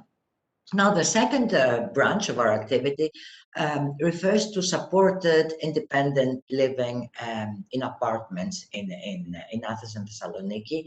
This is an alternative type of care provision and accommodation for children between 16 and 18 years of age. In each apartment, we host a diverse group of students, of young people who come from different cultural, religious, and linguistic backgrounds. In the beginning, we felt that this was going to be very, very difficult to handle, especially due to the fact that we would require lots of interpreters from different languages. But it appears that diversity has turned into an opportunity instead, because the children are de facto obliged to communicate among themselves in Greek, and this has accelerated their progress with the language. Our main objective in the work we do in the SILS is to facilitate the smooth transition into the Greek society, and we practice individualized care, individual action plans, a plan for the improvement of the abilities and the skills of the child, one-to-one support in order to achieve personal goals, employability counseling for those reaching or about to reach their 18th year of life, and strengthening of self-confidence and self-preservation. This cannot be overstressed. It's very important. Our main challenge, which was unforeseen as for everybody else, was the lockdown due to COVID pandemic. But all in all, I need to say that this has proved, our involvement with supported independent living has proved a very rewarding experience. We still have a problem with education. This problem is that we have found it almost impossible to enroll these young children to the secondary education curriculum, because the schools have been closed most of the time, and there is a lack of priority for educational priority zones for refugee children. So it is very difficult for them to attend online classes in Greek. However, what we found possible was to work around the problems and offer non-formal education courses so as to improve their language skills and help them adjust easier to the school system at a later stage. I'm showing you some pictures because these are a very gender neutral cooking lesson here on the left, Christmas decorations, and life on a roof of an urban setting. So the main lessons learned is that we are involved heavily in a kind of a social investment project. It is this SILS approach to supporting people is very innovative because it provides a holistic kind of approach and allows us individualized and tailor-made care solutions. What is interesting is that certain aspects that initially appeared to be obstacles turned out to be accelerators, like the language issue and the diversity. And the COVID questions are challenging, but we keep our cool and optimism. Now, the third aspect of our work is this guest house we have been running for young adults, 18 plus, in Athens, which since year 2018 was under the ST accommodation program run by the UNHCR and addressing asylum seekers while their papers were being processed. The capacity of this guest house is 25 young adults in 9 rooms, 1 kitchen, several WCs, and a common room. The services provided were the standard services from the STIA program, like accommodation, psychosocial support, referrals, and interpretation. But also, we added a twist of our own work. We made a great effort to support and empower young adults to become more self-confident, to become more optimist, to boost their self-respect and decision-making for themselves in order to become independent. So we have been actively encouraging them to reap any education opportunities and acquisition of skills. We prepare them for employment with info sessions, rights and obligations, guidance regarding options and gaps in the labor market, preparation for interviews, etc. And the main thing was to create a sense of belonging to a community, support when needed, encouragement, and problem solving. Up till now, we have hosted over 65 young adults, asylum seekers and recognized refugees. We find that it has been very important to strike a fine balance between freedoms and responsibilities. This is true for young people in general, for young adults of refugee origin in particular. I would like to mention 2 of the many success stories that we have had. KM, 19 years old from Pakistan, arrived in Lesbos as a child in 2015, stayed in Moria camp for a very long time. He spent a very rough 6 months in Athens when he was homeless. He found his way to our shelter. And while staying with us, he mastered the Greek language and got an advanced certificate and is now studying in a technical lyceum information technology. He volunteers as an interpreter because his English, his Urdu, his Punjabi, and his Bengali are fluent. And he's working as a professional interpreter now for a Greek NGO. He has many friends, including many Greeks. Now, age, again, 19 years old from Afghanistan, stayed for 2 years with us, and now he's a graduate. He lives on his own. He doesn't need us. He doesn't need us anymore. He arrived again in Lesbos in year 2017, then moved to a mainland camp. He was trying to reunite with his family. His family was fleeing Taliban persecution in Afghanistan, and his family were already in Austria, but his application has been turned down, although he was a minor, for reasons that we have not understood. But he was very determined to attend school. And he made it to the nursing school, which is an after secondary education level. He worked as a carer in a shelter for unaccompanied minors while learning Greek. And he now holds proudly a job as an interpreter in Solidarity. Now he lives independently in Athens. So if we have some lessons learned from this, this is the common room of the shelter.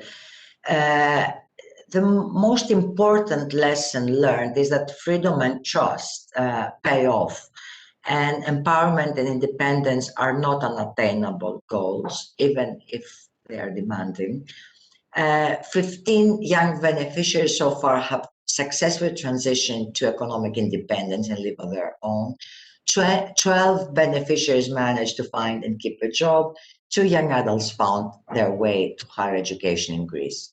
So what should, to wrap up the discussion, I hope I haven't taken up lots of your precious time. In order to wrap up, the big question is what should drive us in this effort? It is clear that this is a fascinating journey. Our immediate task is teaching, but I at least feel that I'm learning at the same time very, very important lessons. I also often feel that in the case of young migrants, what we are doing in Solidarity now is part of a social investment experiment, because what is at stake is the model of what Europe's future citizens are or should be. So if an inclusion, a social inclusion model is to be successful, it should surely start and work with unaccompanied minors and children and refugee children. And the reason is because they are receptive, they're capable, and they are there to be won over. They're also easily hurt, pushed in a corner, or alienated. They find themselves on a knife's edge. On the one side,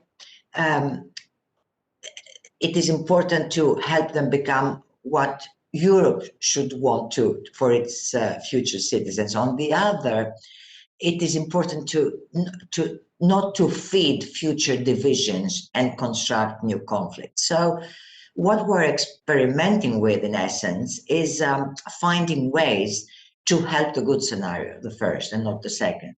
To do our work, we try to be modest, but we know that we must also be resolute in order to deliver. What must drive us in our everyday work is the hope that what is ultimately at stake is the quality of life of all. This work can only deliver if it is driven by values and given meaning by contributing to a larger project.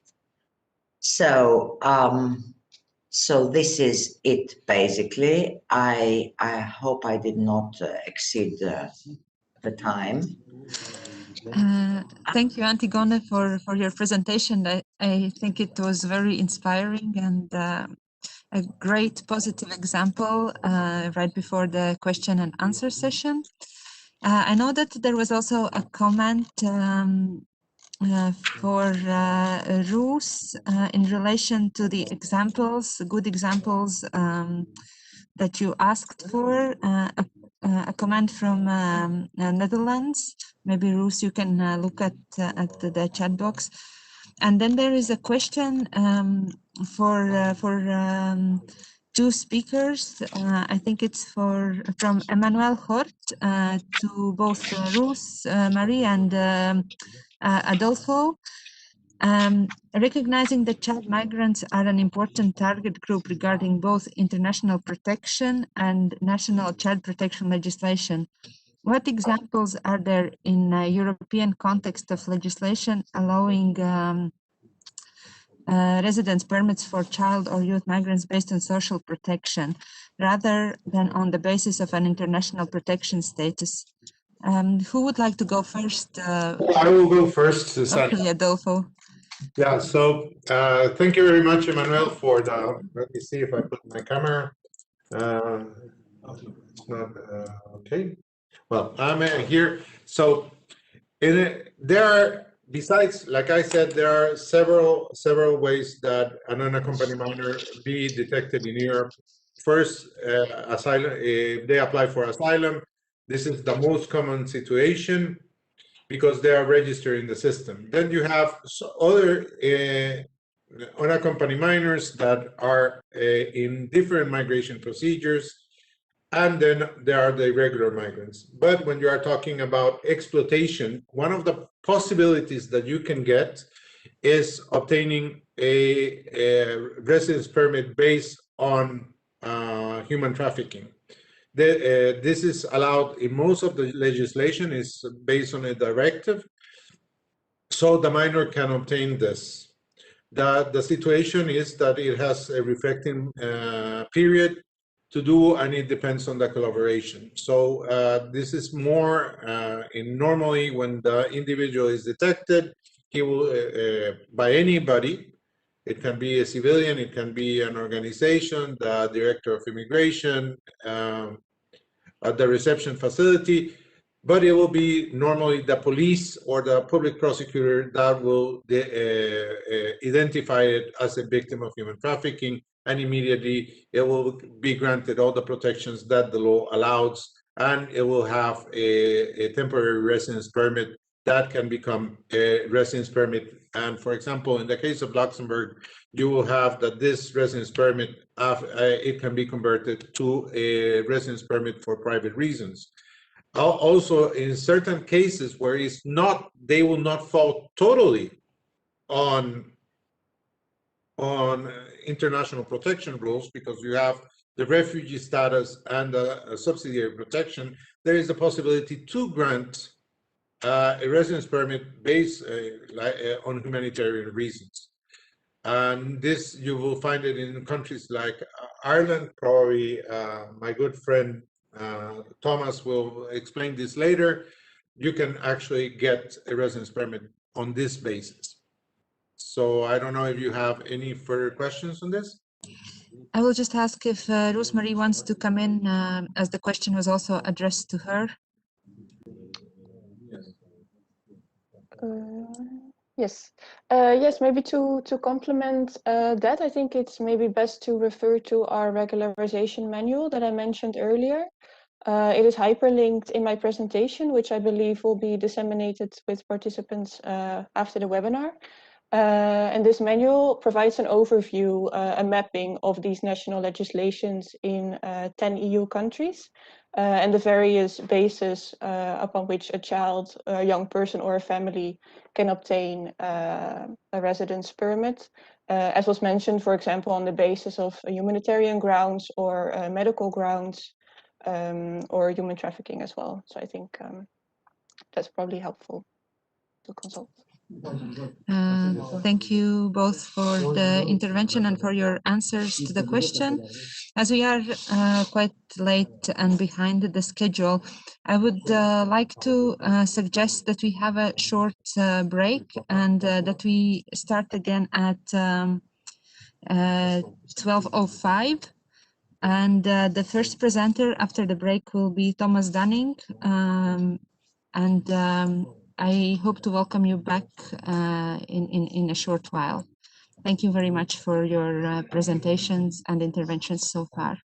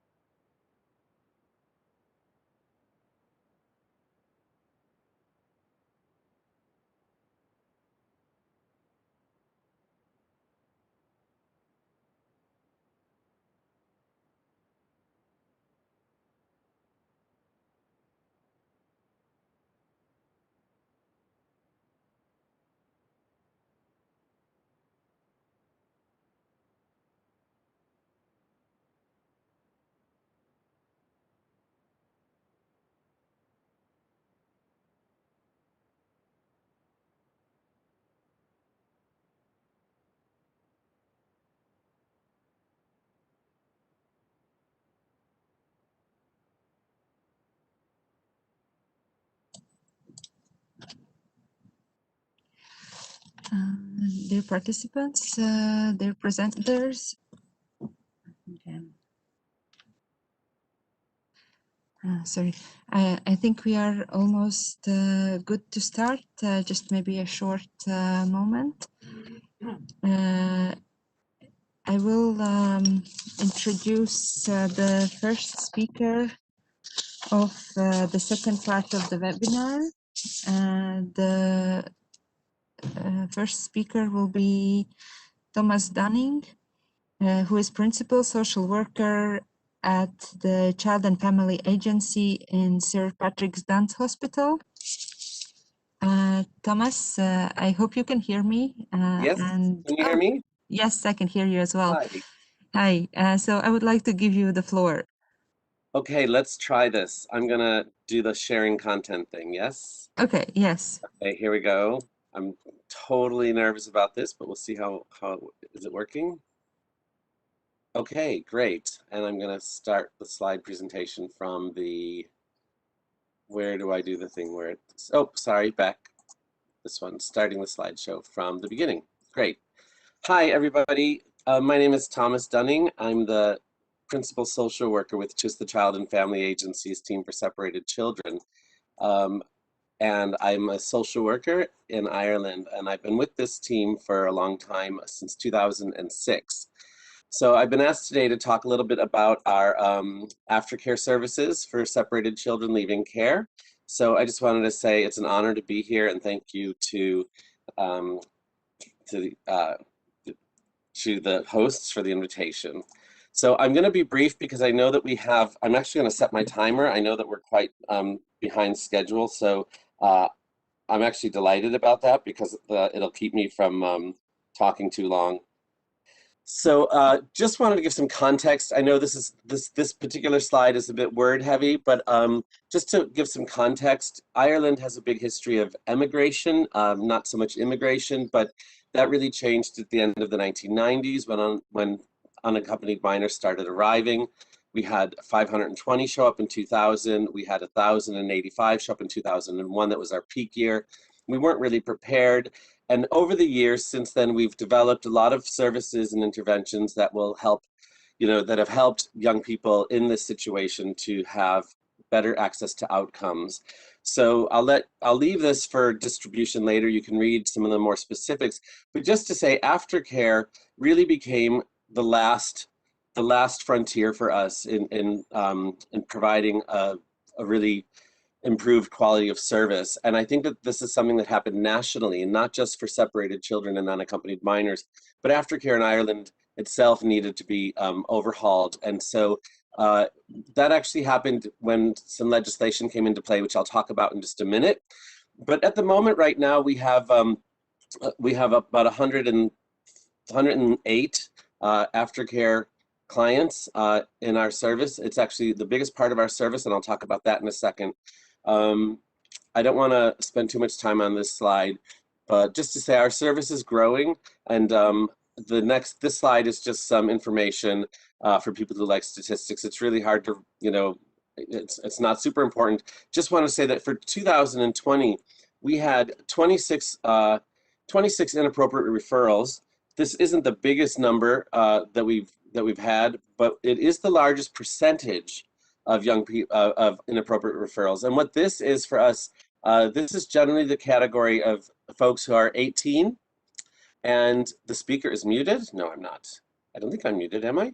No, you're not. I can great. Hear you. Thanks very much. I will check with Tamara.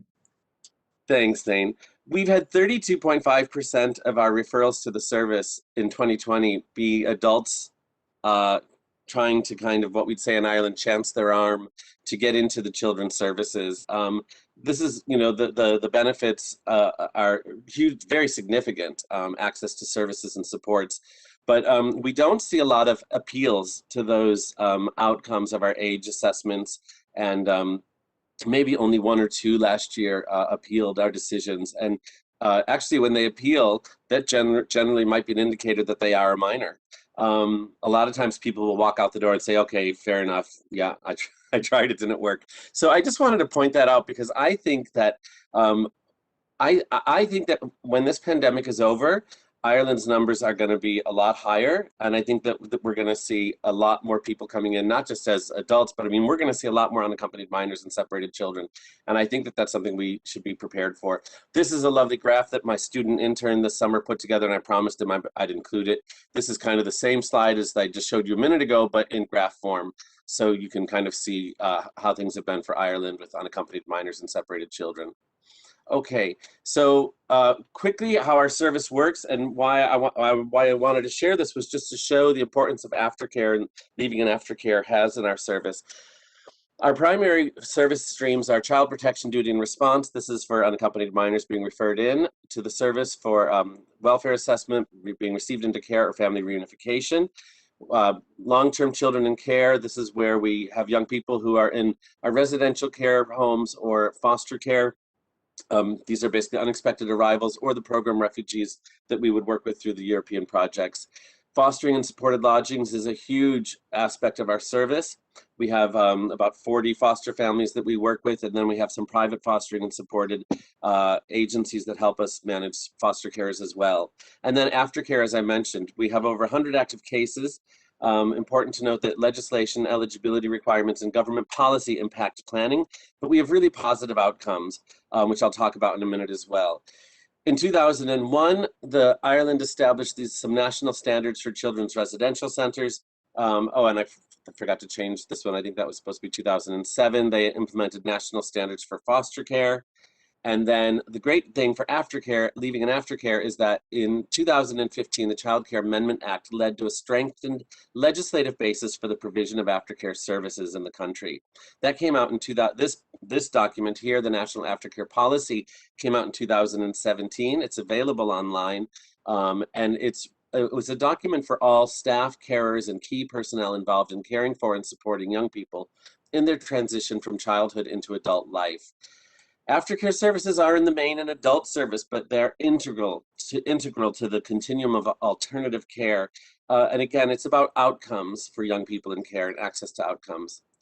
I probably don't need to read you this, but I just might. Aftercare services are support services that build on and support the work that has already been undertaken by many, including foster carers, social workers, and residential workers, and preparing young people for adulthood. Everyone has a key role to play in preparing young people to reach their developmental milestones. Therefore, the provision of aftercare services should not be seen as an event, but as a service that builds on the skills and capacity that young people have learned and developed during their time in care. So I wanted to just share that, and these are some statistics that we have. The aftercare team is 7 aftercare workers and 1 social work team leader who serves as the aftercare manager. 95% of our aftercare clients are in full-time education or employment, which I think is an exceptional outcome. Pre-pandemic, we have a drop-in clinic, and before the pandemic started, we would have about 10 to 12 calls on average per month of young people dropping into care, dropping into our drop-in center for aftercare support. Maybe they're 25 now, or maybe they're 19, and they might not have an aftercare worker, but they might need some support. So they drop in. Now they're dropping in remotely by text, audio, or video link. Sometimes knocking on the door, and we meet them outside of the building because of the pandemic kind of protocols. But we still are providing aftercare support. We actually have 2 young people who are much older who still access our services simply because they have a relationship with our service and they find us the most comfortable place to touch base and tap into, and we're really happy about that. Quick look at the organizational structure. We have, under the Minister for Children, Equality, Disability, Integration, and Youth, the agency, TUSLA, the statutory child and family agency. This is the Child Protection Agency for Ireland. We have a national service director because we're a national service, so we cover all of Ireland, both for the children in care, social work piece, and also aftercare. The principal social worker is myself, and then we have 4 team leaders, for those 4 areas that I talked about: duty, children in care, foster care, and then aftercare. And the aftercare workers report to the aftercare team leader. So our basic approach in Ireland regarding leaving care for unaccompanied minors and separated children, and also for Irish children in care, This is the legislation that I mentioned. It's outlined in the Child Care Amendment Act of 2015, and it guarantees that every eligible care leaver, be they a child or an adult, is entitled to two things: an assessment of their needs and an aftercare plan. So this is in law. This is in Irish law, that every child in care, regardless of their situation and their residency status or immigration status, if they're a child in the care of the state, under the Child Care Act of 1991, they are entitled to these things. And it's really important that I note that for you today. When a child in care turns 17, basically the allocated professionally qualified child protection social worker will make a referral to the aftercare service for a needs assessment. The young person is introduced to the aftercare worker responsible for the needs assessment. If it is deemed the young person is going to be allocated an aftercare worker, it is often the assessing aftercare worker who will take on that young person, but not always. The allocated aftercare worker will then join the social worker on the case, so that there's a period where both professionals are working with the young person on their leaving and aftercare needs and planning for the future. And so you'll see the social worker step back a bit as the aftercare worker steps up, but they're both involved. And then after 18, the aftercare worker takes on the primary responsibility for managing the case. Now, oops, I went back one too far. So providing aftercare in the context of separated children seeking asylum.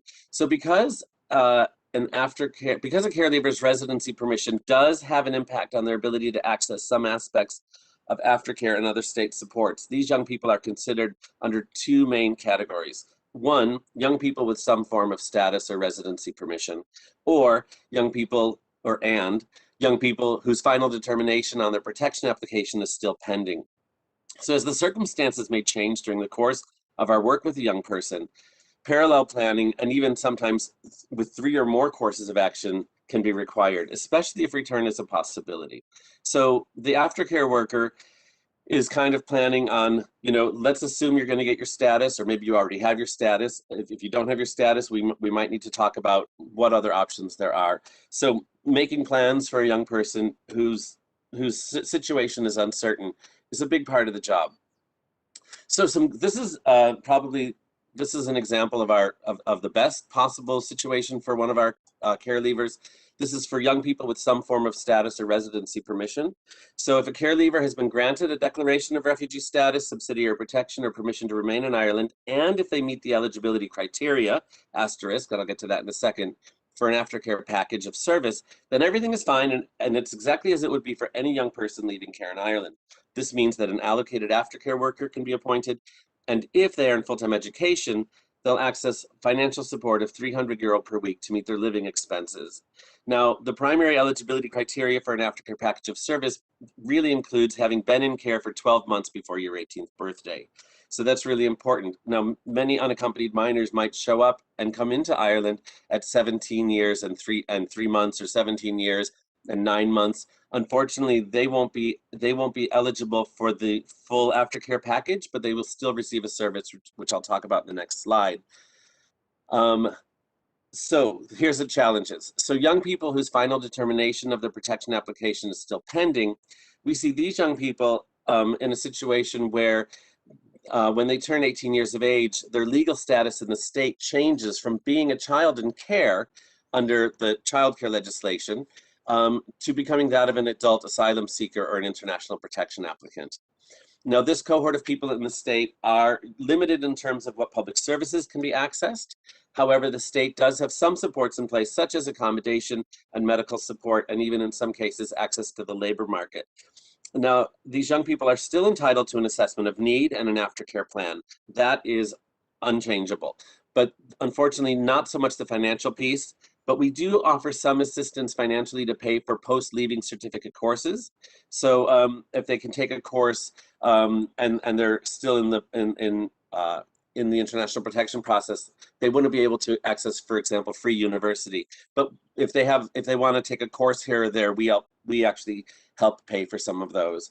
They are entitled to remain in their current care placement until the end of the school year following their 18th birthday before transferring to the adult accommodation service if they want to. They don't have to, but if they want to, they can.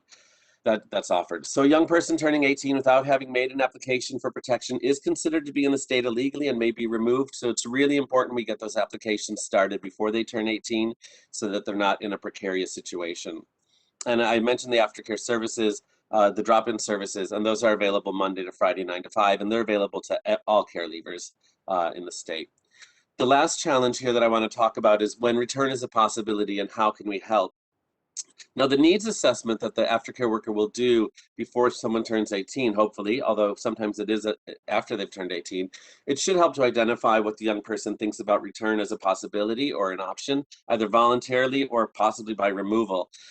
So we try to create a space for the young person to share their safety plans should they decide to go back to their country of origin or a third country, or if they decide to stay in Ireland and go underground. While we could never assist a young person to commit a crime, such, even immigration crimes, we do have a responsibility to ensure they practice self-care, regardless of what situation they may be in. And so we look at this from a harm reduction perspective. I don't want my teenage son to drink and drive, but I certainly hope that he will wear his seatbelt, or, that's a really bad example. But if somebody's going to be being in a difficult situation, what steps can they take to make sure that they're as safe as possible? So we try to make sure that we offer that guidance as well when we can. This is something that a previous piece of good work that we did before the 2015 legislation came in. This speaks to the equity of care principle and how we worked with the adult accommodation services for international protection applicants to change the way that we referred young people to their services around the country, and some of the things we did. So I'll leave that for you to read yourself because I've only got about 30 seconds left. This is a suggestion that I like to make whenever I have anyone in an international audience listening to me. We have a very strong suggestion that every EU member state should each establish a designated team of professionally qualified social workers and social care workers, aftercare workers to address the needs of separated children. This really develops an expertise, and it can really help the experience of the unaccompanied minor to make sure that nothing falls through the cracks.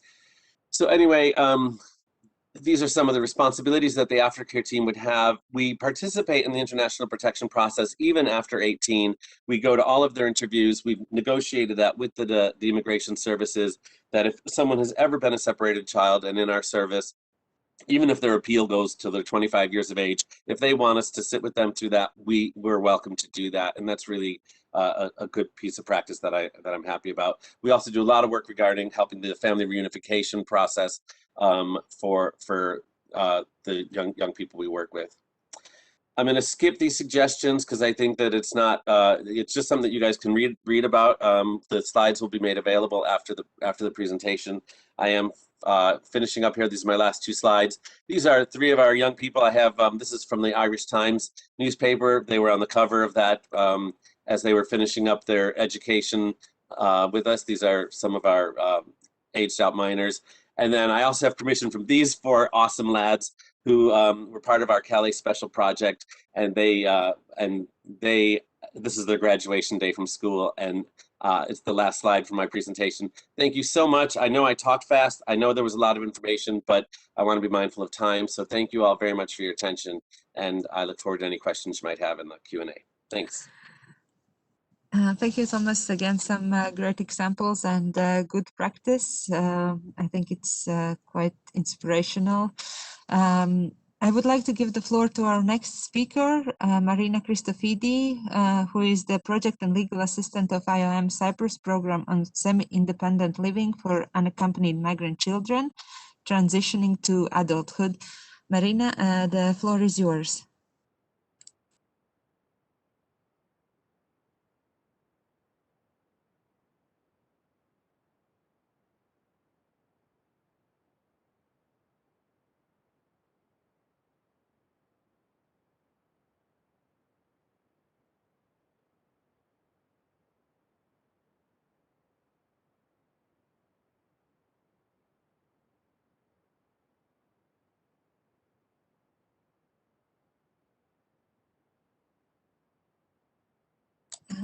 Can you unmute yourself? Thank you. Yes, I'm so sorry. Thank you so much for the introduction. Can you see the presentation well? Yes, we can see that. Thank you. Okay, thank you so much. So today I will be speaking about our project of IOM in Cyprus regarding transition of unaccompanied migrant children to adulthood. And I will be speaking regarding a brief introduction about IOM's approach to transition to adulthood, and transition to adulthood in Cyprus, the project.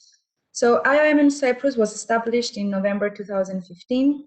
The main areas of activity, as you can see in the slide, are the AVRR project, the project that I'm going to be speaking about today, transition of unaccompanied migrant children into adulthood, and migrant integration, access to services, and public awareness to counter the rise in xenophobia and discrimination.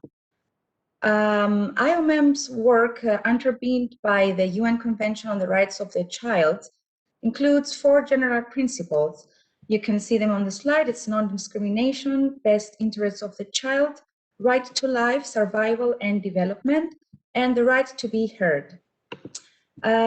Some protection principles regarding support of unaccompanied or separated migrant children include the rights-based approach, which basically is the protection of the rights of the children, the principle of non-refoulement, evolving capacities, participation, confidentiality, family unity, principle of do not harm, individualized assistance, accountability, and continuum of assistance and informed consent of the children.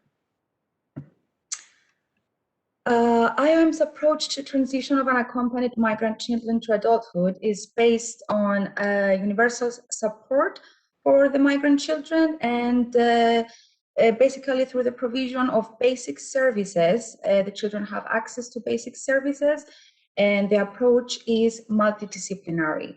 It includes housing, financial support, integration assistance, and worth mentioning that the children are, during the time of induction to the project, between ages of 16 and 18 years old, and they have already applied for asylum and have been assigned with a legal guardian. IOM's project is encouraging and contributing to policy frameworks regarding sustainable development goals and the Global Compact for Safe, Orderly and Regular Migration. You can see some of the goals on the screen. It's Sustainable Development Goal 3, good health and well-being, quality education 4, and 8, decent work and economic growth. Regarding the Global Compact for Safe and Orderly and Regular Migration, address and reduces vulnerabilities in migration, provide access to basic services for migrants, empower migrants and societies to realize full inclusion and social cohesion, and invest in skills development of the children. And now I'm going to talk about the project that is being implemented in Cyprus. Our model is based on a semi-independent living unit for the unaccompanied children. The program was launched in April 2020 amidst the COVID pandemic and the government lockdown measures in Cyprus.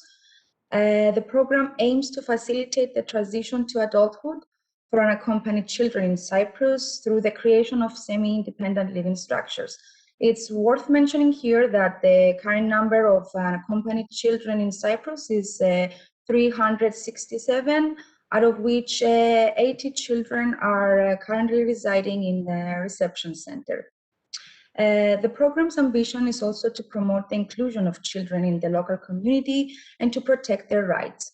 IOM is responsible for the management and implementation of the program in collaboration with the social welfare services of the Ministry of Labour, Welfare and Social Insurance of the Republic of Cyprus.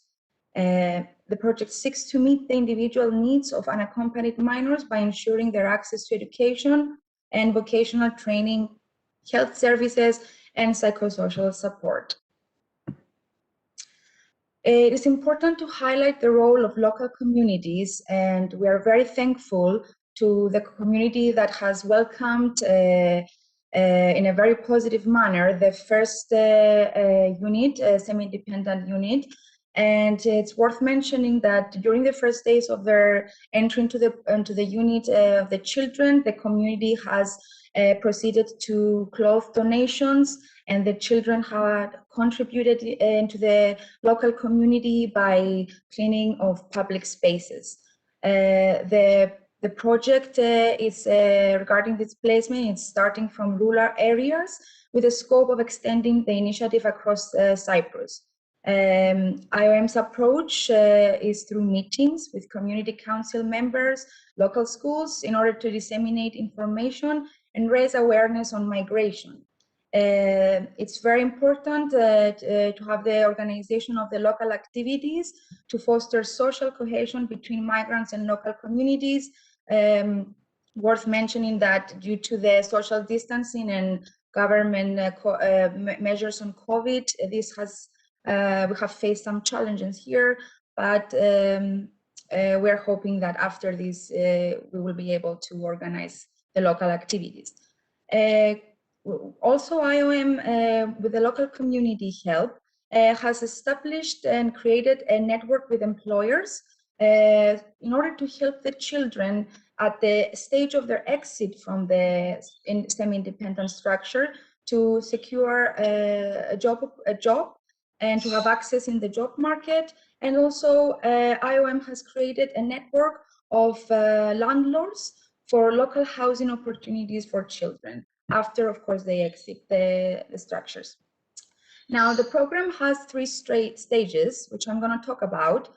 The first stage is the selection and transfer. The second stage is the induction to the semi-independent living structures. And the third is the exit from the structures and the integration into the local society. During the first stage, we start from the selection, but right after the information provision that has been given to the children, the assigned legal guardian of the child refers the case to IOM. IOM immediately, with its turn, arranges the safe transfer to the structure with presence of IOM staff for the first introduction and explanation to the children about where they're going to be transferred, and also with the assistance of translators in order to avoid language barriers and have better understanding.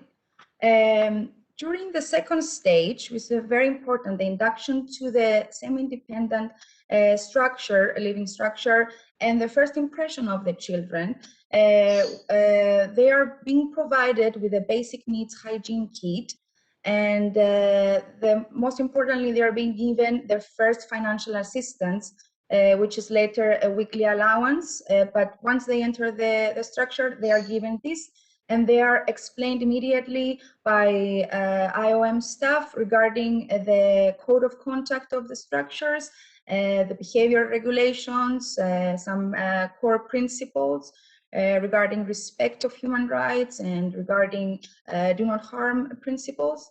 And later on, once the children are settled, IOM staff proceeds to independent and private social counseling, as well as legal counseling and information regarding their legal options and their basic rights, and whenever it's needed regarding on each child's needs, and case by case, also psychological support. As I mentioned, the program is one of the aim is to protect the basic rights of the children. So it's very important that they have immediate access to basic services, such as suitable accommodation, including electricity, water, heating for winter time, healthcare. And here I might mention that the children are being assisted if they have not issued yet their health care card, and they're also we arrange visits to healthcare centers so they can get familiarized and they know where to address if anything comes up. Of course, they always have the escort of IOM staff with them. And regarding education, they have access to a specialized education program that is basically designed for their needs. It focuses also on providing lessons on to help them create skills on the hospitality sector, because after this is one of the main sectors that we have noticed that they can get employment. And they have access to sports, local sports organizations, and organization of activities, and also, of course, language learning in order to avoid language barriers, since most of the children, I mean, basically all the children, they don't speak the local language, which is Greek.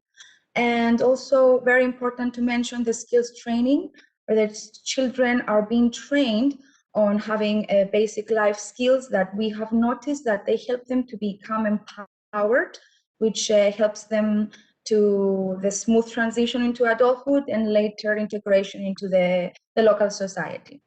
And reaching to the third stage, basically through the network that IOM has established with the local employers, we facilitate the children into access into the job market and on the job training.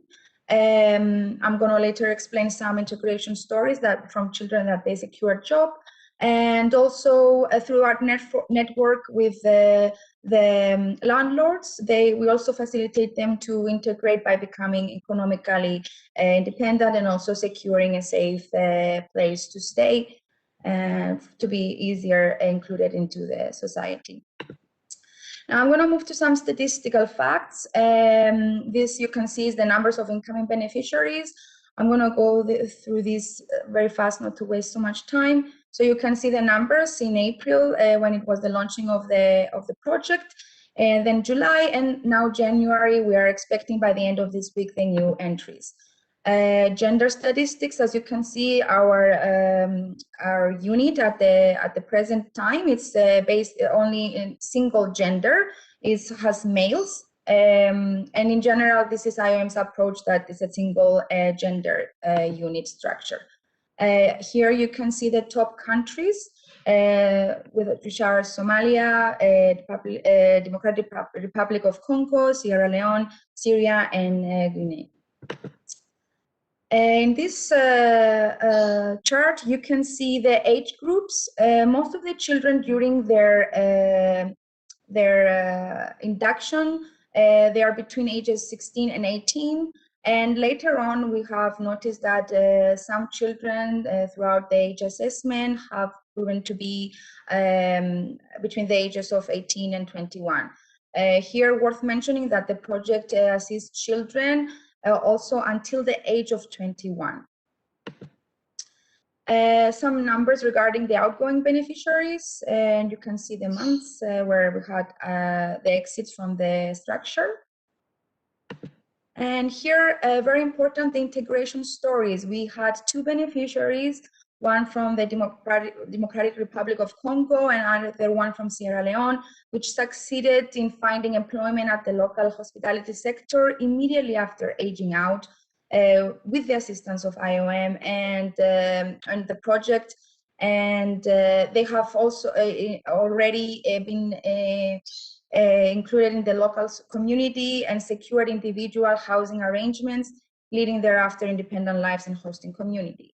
2 other beneficiaries from Somalia, after they aged out, they have been facilitated in finding employment in the local charcuterie producer. Having received proper training and support at the beginning of their appointment, now they became indispensable staff members, and we're very proud of this. And in addition, they have made further steps towards a fully independent living as they share an apartment very close to the place of employment. This pie chart shows the statistics from the beneficiaries that have entered into the employment, as I mentioned. We have 4 beneficiaries right now attending the public education program, which has been adjusted to their needs. And also 2 of our beneficiaries, they already relocated. One of them relocated and another one was reunited with his family in Finland. Going to the pictures, you can see these are pictures from the first transfer, which I mentioned happened in the middle of the pandemic and the lockdown in Cyprus. You can see also there the donations from the community. And here the stage where IOM staff is providing the hygiene kit and explains COVID pandemic measures and hygiene rules to the children. As you can see here, there are some pictures from the classes that the the children have already taken. IOM seeks to meet the individual needs of the minors, ensuring access to education, as I mentioned, vocational training, health services, and psychosocial support. And I'm sorry, I skipped the slide. These are the children having distance learning because of the lockdown measures at the moment. The ministry has provided the children with their necessary technological equipment in order to attend their lessons online. And going to the achievements so far, as I mentioned, it was a big achievement that the program was launched amidst the COVID-19 crisis and the lockdown measures. At the end of this week, we're going to have the total number of 15 unaccompanied migrant children transferred to the first reception center. And worth mentioning here that reception centers with the COVID-19 have been stretched because of prohibition of exiting the centers, but IOM is in coordination with stakeholders in relation to safe exit and transfer of the children to the structures. IOM has established a multi-stakeholder coordination network, government departments, local authorities, and partners, has created a dedicated public education program in the rural areas, adjusted to the children's needs. And so far, as I mentioned, there are 4 beneficiaries that already are in employment and facilitated to secure independent accommodation. And at the moment, with tomorrow's entries, we're going to have 8 beneficiaries staying at the semi-independent living.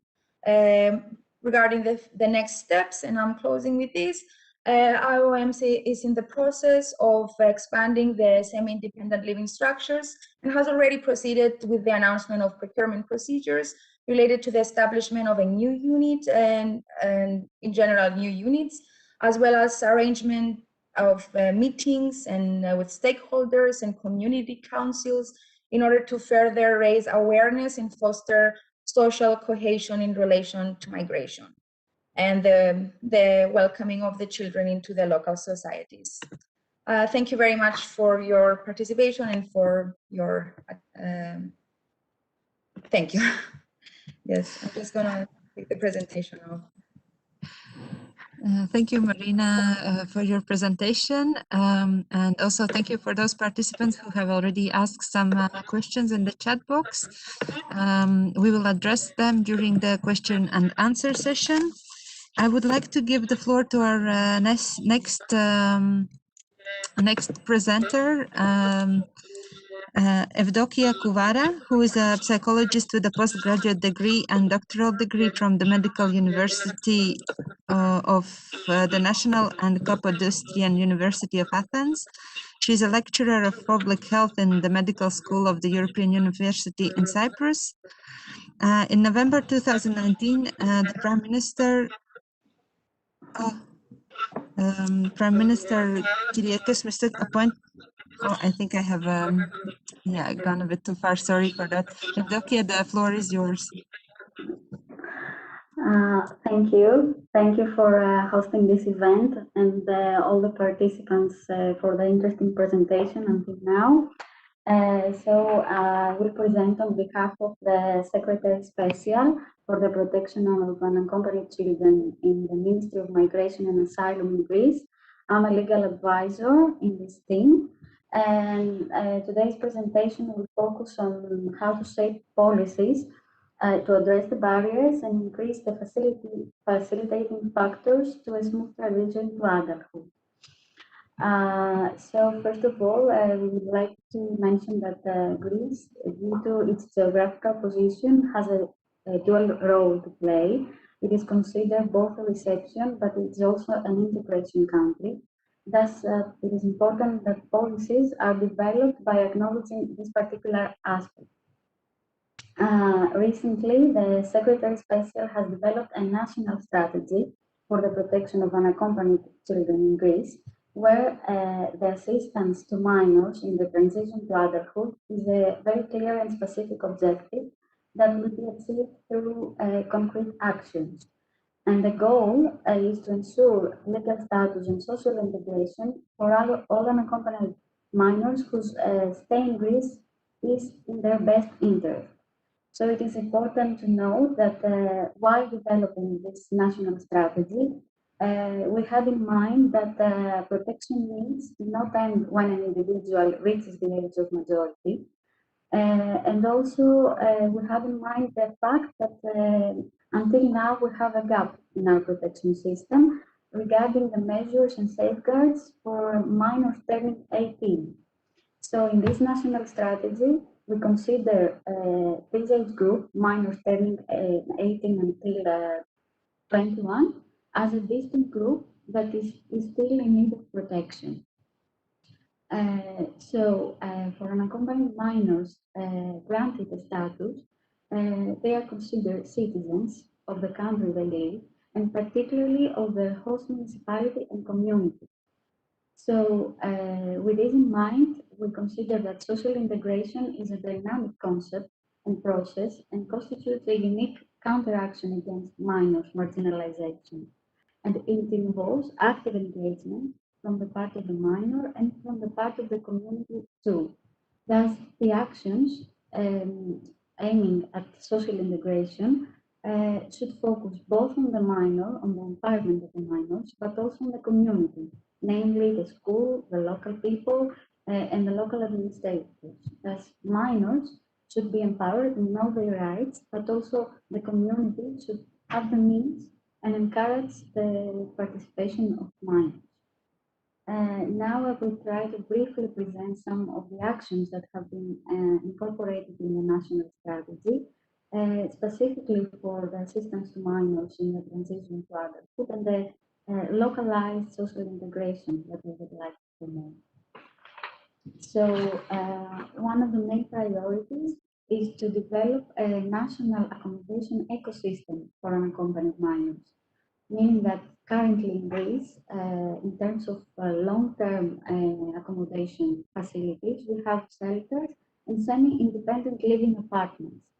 Our goal is to further develop shelters and SIL, also semi-independent living apartments, also for the age group of young adults from the age of 18 to 21, those that they are former unaccompanied minors, but still in need of protection, because we believe that these ecosystems can offer a comprehensive framework for the protection and to ensure also continuity of care. Also, while the minors are living in the accommodation shelters and they are still young, they have not reached yet the age of majority, the minors should be mobilized to actively plan their future while they fully enjoy the privileges and rights of being a minor. So in the shelters and in the apartments, they should be provided they should be encouraged to participate in activities that can develop further their skills. And of course, their individualized plans should be developed together with a guardian, with a mentor, the focal point of the facilities. Additionally, when the minors are reaching the age of majority, it is important to ensure a safety net for them, meaning a comprehensive protection framework, which compromises with the accommodation modalities that I described before, but also with a network of services, legal services, counseling on education and employability, and such projects can also be provided and developed with the participation of unaccompanied minors. In terms of the localized integration model that we would like to promote, I would like to mention some actions that we have incorporated in the national strategy. First of all, we would like to promote the development of a registry of unaccompanied minors in the municipalities and enforcing the mandatory registration of minors. This will also enable the minors to have the feeling of belonging in the community, in the local community, but also will further engage the communities in the development of different actions. We would also like to promote the need to create jobs at local level, because access to labor market is very important to many unaccompanied minors and is a means to integration and also to cultivating a feeling of being a valuable member of the community. Having in mind that many minors carry a burden from their families already to make something of their life, since they feel that their family has invested all hopes and dreams on them. On the other hand, local communities often express their distress that they are not part of any plan that involve the local communities. So strengthening social economy is a key in helping the community to embrace unaccompanied minors by designing together job opportunities both for local young people and unaccompanied minors. We also would like to promote civic engagement of minors, meaning that minors need to learn ways of engaging in Greece, as many times they're not familiarized in practice with the structure of the community. This also applies to local citizens and unaccompanied minors, because minors usually might not be involved in decision-making process or activities that can cultivate their citizenship. Therefore, any effort in promoting civic engagement of unaccompanied minors shall involve the participation of local youth. School and local youth associations are ideal places to start with such initiatives. Other means of gradually promoting civic engagement is doing voluntary work in the community, involving the minors in decision-making process in various issues that affect them at local level. And of course, we want to promote the delivery of mandatory Greek language lessons and social studies at municipal level as well, and also ensuring the provision of mentorship for minors that can help them with their socialization, their studies, their plans for their future, also bridging the gap between their culture and the Greek culture. That's basically what we would like to present today. Thank you. Thank you for your presentation. I then would like to give the floor to our next speaker, who is going to be Stefania Congia, who has been working at the Italian Ministry of Labor and Social Policies, Directorate General for Immigration and Integration Policy since 2010. Where she is the head of Social Labor Integration Policies and Foreign Minors Protection Division. Stefania, the floor is yours. Thank you very much. Can you hear me? Yes, we can hear you. Okay, so as my Ireland colleague said, I'm totally nervous about sharing my slides and even about my English, but I will try. Anyway, good morning to everybody. Thank you very much to Zan and to everybody and to EMN for organizing this very interesting meeting. We learn a lot during all the from the speaker of this morning, and today I would like to talk about two crucial topics concerning unaccompanied minors turning 18. The legal status, that means the possibility to keep a regular residence permit when children turn 18, and some example of life project or durable solution, as we call them in Europe or in Council of Europe, to improve employability for these children. I will try to share my presentation with.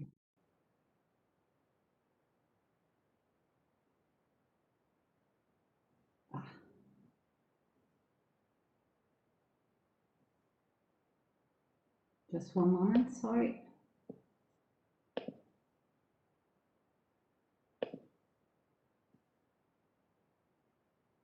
Can you see it? Yes, it works well. And now, yes, exactly. Thank you. Okay. Thank you very much, Zana, for all the help you gave me to learn this. Well, so I decide to start my presentation by giving you at a glance an overview about how many actors are involved in Italy. The Italian framework includes a multi-level from national to local, a multi-actor, public and private and NGO, and a multidisciplinary approach. Everyone plays a specific crucial role, and it's part of a process. For instance, the Ministry of Interior as regards the identification, the issue of the residence permit and the reception system, the Ministry of Labour as regards presence monitoring and integration policies, juvenile courts as regards guardianship, or local authorities as regards taking care of minors.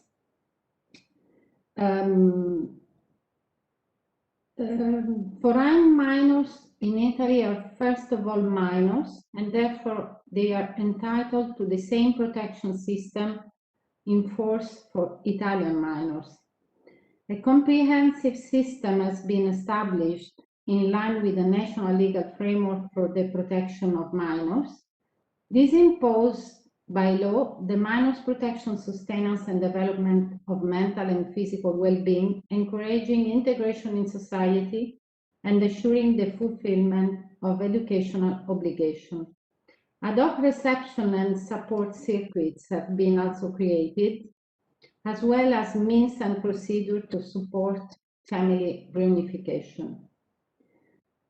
I think that during the life of unaccompanied minors, there are two crucial moments. The arrival, that means the moment of identification and taking charge by the service from one side.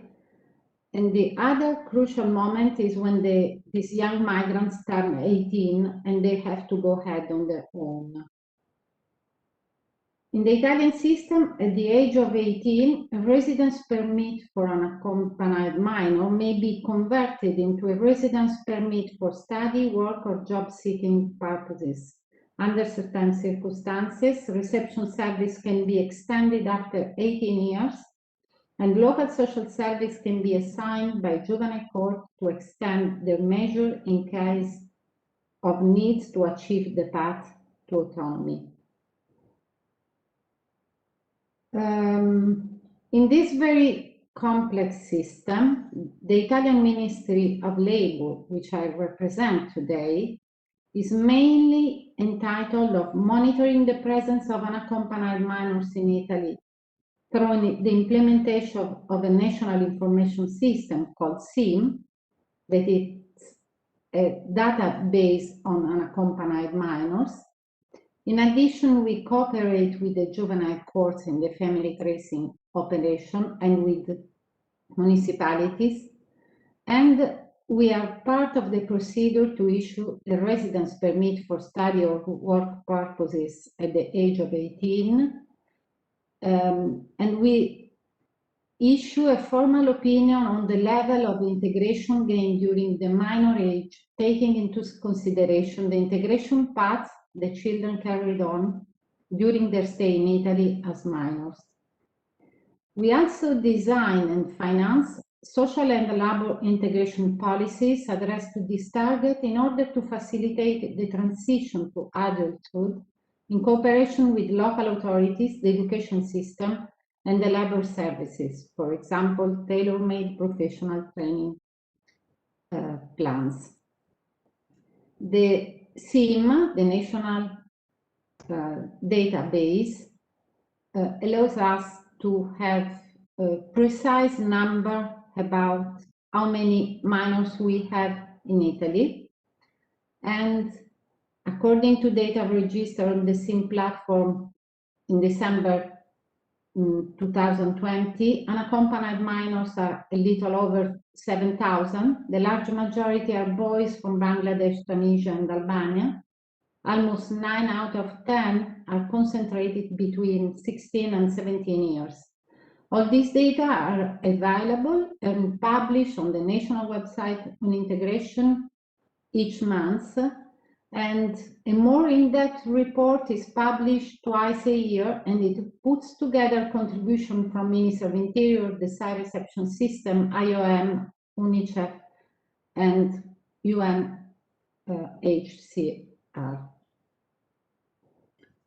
Considering that we are talking today of children turning, we're talking about transition to adult, I asked my colleagues to give me the data about the former accompanied minors between 18 and 21 years old. And as you can see, these are significant numbers which demand for attention, because these young migrants have just begun their physical, psychological, professional, and social development. If transition is not well managed, the risk of marginalization or social exclusion in the adult age could be very important for them, but I think for the entire community. According to the law, as I said before, another important issue concerns the possibility of converting the residence permit at the age of 18. So in Italy, according to the law, we are appointed to issue a mandatory formal opinion on the level of integration gained by unaccompanied minors during the transition to adult when they apply for a work or study residence permit after reaching 18 years. We evaluated, in each case, the integration path carried out by the children during the minor age.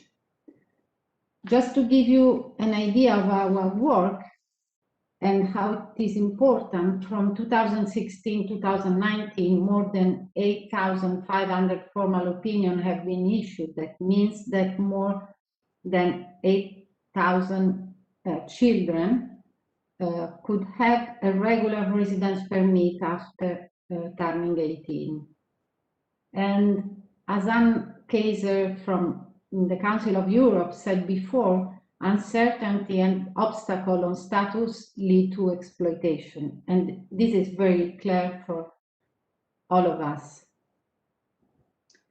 I talk about figures and about residence permit, and now I would like to move to integration and inclusion pathways.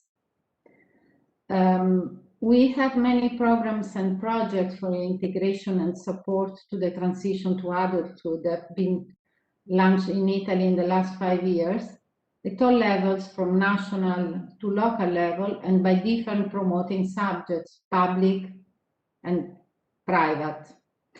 There are many programs and initiatives at regional level, Youth Guarantee, for instance, and other labor active regional policies, and by private institutions which support the transition process.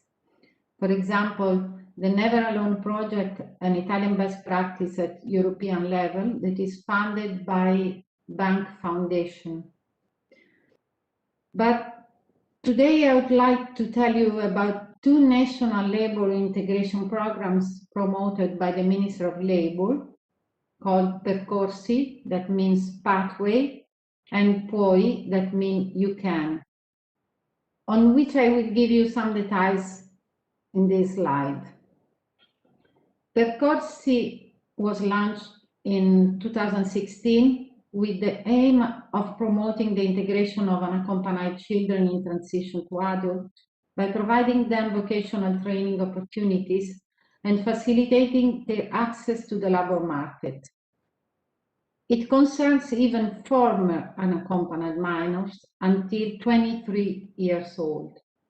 It is financed by European Social Fund And the main activities behind the measure are skill profiling and need assessment, a tailor-made set of active labor market policy, such as job orientation, tutoring, counseling, a direct involvement of public and private labor agency, and hosting enterprises in the organization of professional traineeship addressed to this target group.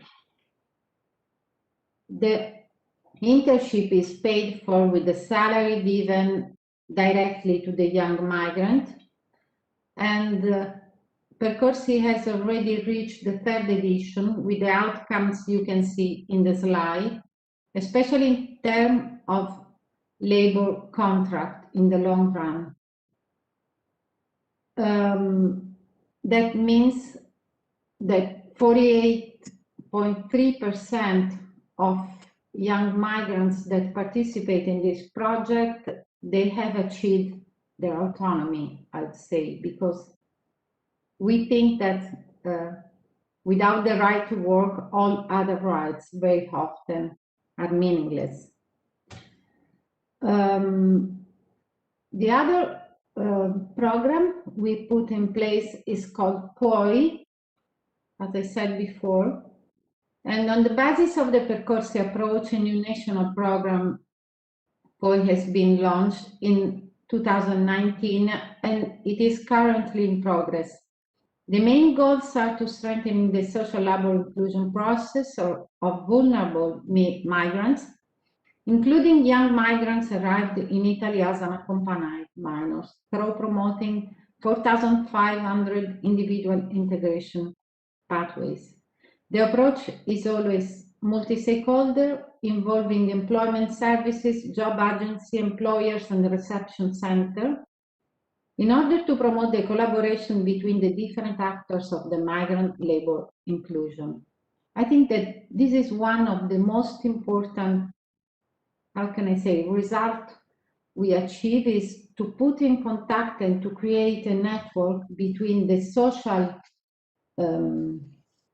how can I say, the social environment and the labor environment.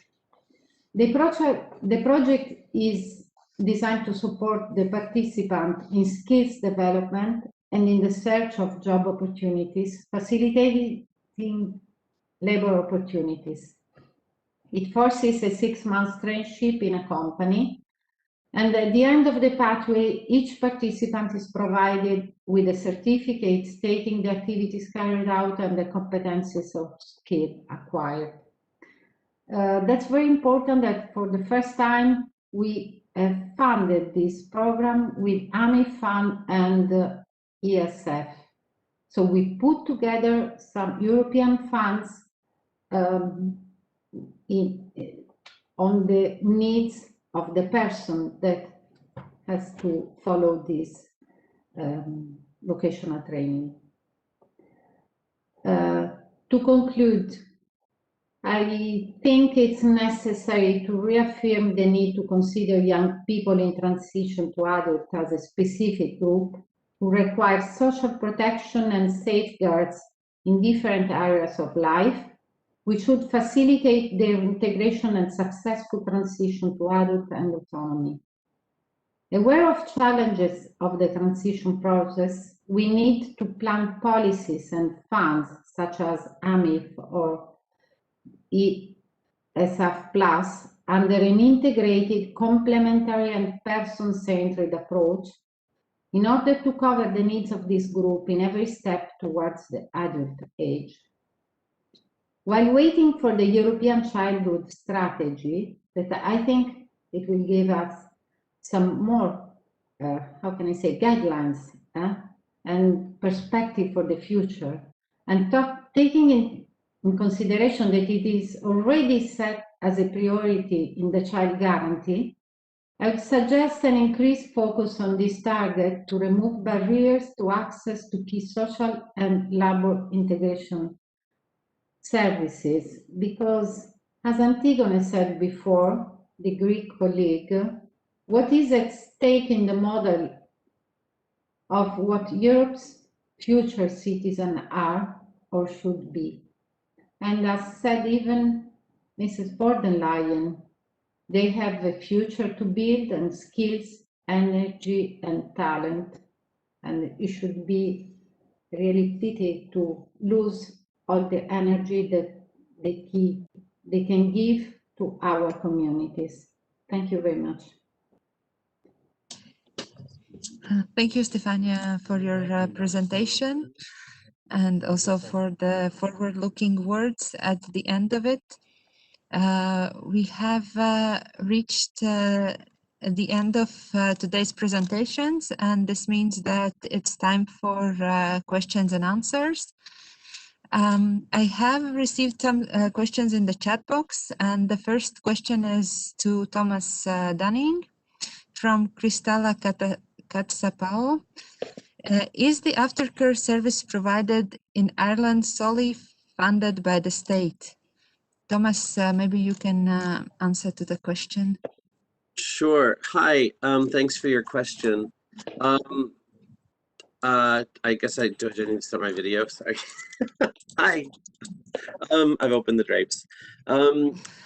So yes, because it is a legislative requirement that the aftercare programs exist, it is. And there are other service providers sometimes who help out, but as I understand, the primary funding stream comes from the Minister for Children's budget for children in care and then their aftercare needs, which can go till 21 up to 23 in some situations where you can actually continue to receive the full aftercare package. So that's it's a pretty decent approach. Thank you. Thank you, Thomas. Another question to Marina Christofidi. At what age do children age out of the program that you were presenting? Yes, thank you, Sane. So it's at 18 years old of age. They are considered that they age out, but as I mentioned, they can stay in the project until they're 21. And there is another question for you. Yes. Are these services only available to beneficiaries of international protection, not to other children with other statuses like applicants, pending cases, and etc.? Yes, thank you. So the project is assisting unaccompanied migrant children arriving in Cyprus, and basically IOM supports them with their asylum application too. It's a part of it, but it's not specifically just for international protection. Thank you very much for your reply. I also have a question for Evdokia. What are, if any, the main challenges in implementation a safety net for children transitioning into adulthood?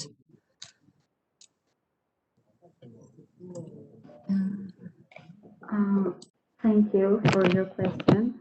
I think the main challenge at the moment is that for children that reaching the age of majority, there are no transitional period in terms of services. So we have actually to bridge this gap and start from a very basic point by ensuring that adapted services are existing and that the minors themselves are informed about the services that they can have access. And also it's very different if the minor is based in big cities and if the minors are living in the province, let's say, where the services are not very easily accessible.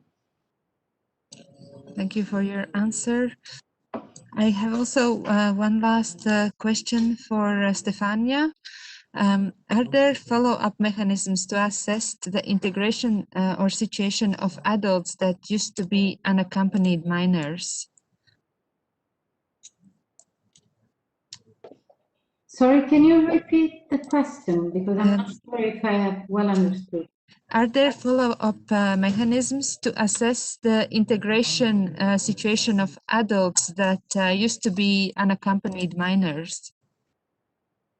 Okay, we monitor through the system of obligatory communication in the labor market if they have a regular contract, but you know, if they have a residence permit and a regular labor contract, a job that is regularly registered, we think that they are autonomous and they live in our country in an autonomous way.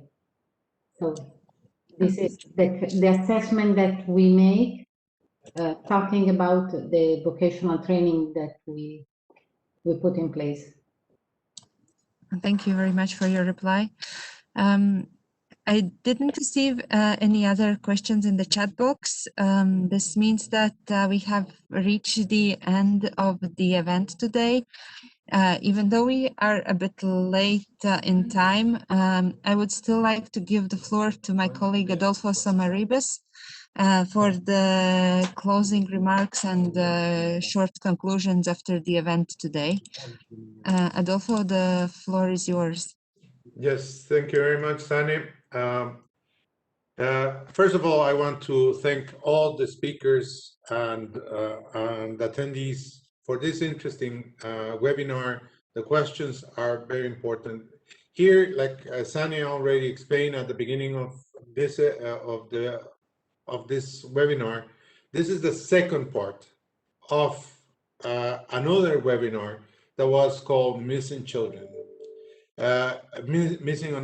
Why unaccompanied minors go missing. Sorry for the mix.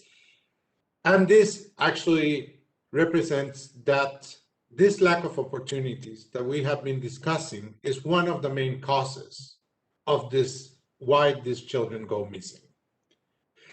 It was very interesting to hear that the transition to adulthood is not a new subject, even though everybody talks about it. It has been in the recommendations for the last 20 years. But until now, nobody has been willing to address it at the European level. And we will see that this kind of circumstances generates a lack of opportunities because of this uncertainty. And this generates a risk of exploitation and that this population becomes the victims of human trafficking. As I explained before, there is no specific framework, neither in EU law or international law, to covering this transition to adulthood. So this ends up in the doorsteps of member states. And the situation becomes complicated, especially for minors who has not yet had been granted status. And like I said, if they have not received status, they risk that they will be treated as adults, and in consequences, they can be returned.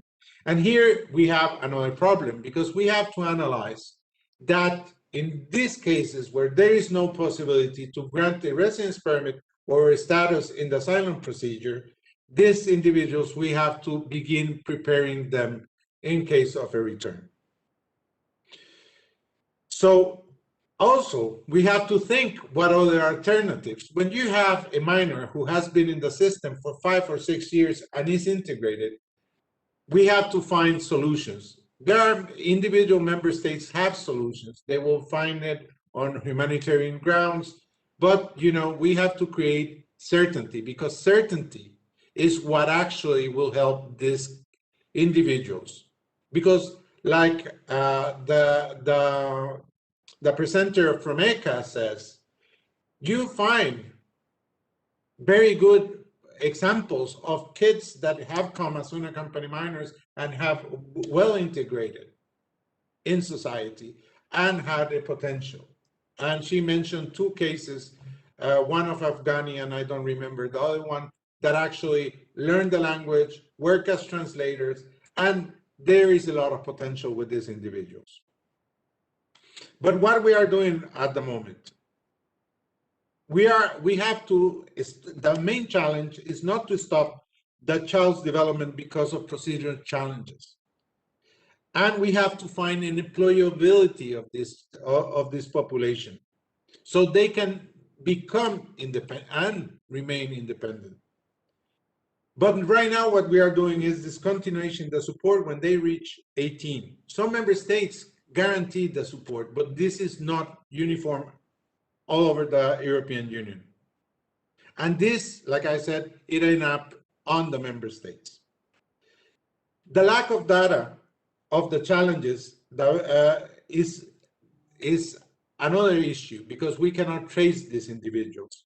There are centralized databases in only 5 member states, and in the rest is disaggregated, is disseminated by different institutions, NGOs, governmental institutions, and that complicates the target, the task. The target group, like we have seen, is quite limited to unaccompanied minors who are in the asylum, limited to refugees. But when we deal with accompanied minors, that we just become another problem because it is overlooked. And all this transition is left not to the state in this case, but to the parents. At the integration level, we can actually set the development of aftercare plans for all children that receive state care has to be put in place. The cooperation with the local authorities is important because in most of the cases, these children are the local authorities who are in charge of them. And we have to get that, we have to take an individual approach because a general approach is not good enough. Because we have to develop an action plan that allows to improve the skills and abilities to raise the self-confidence. Because like some speakers already said, we have to think what kind of European citizens we will like that these individuals become. And like the last speaker said, the transition has to be planned in advance. There are member states that do this. Because if we miss on the transition, we cannot integrate these individuals and societies, and we are putting them outside of society and victims of exploitation and victims of human trafficking. One of the solutions is to extend the residence permit if they are studying when they get to turn 18 to finish, like some member states does. And like our chair said, is we have to go sometimes beyond our European borders to see how other how other states in the world are dealing with these cases. So this is from my side what I got from this day, and thank you very much to the speakers for their presentations and to you for having joined us. I just want to mention one thing, because as you saw, my presentation is too broad. We will be organizing a series of webinars. I don't believe one, because it will be very ambitious to do it in one go. But we are going to present the key findings of this EMN synthesis report on children on migration. Thank you very much, and I hope to see you in other activities that we organize. Bye. Thank you, Adolfo. Once again, thanks to all the speakers, as well to all the participants who remained with us until the end of the event. I wish you all a nice afternoon. And as Adolfo said, I hope to see you again at another event covering the topic of children in migration.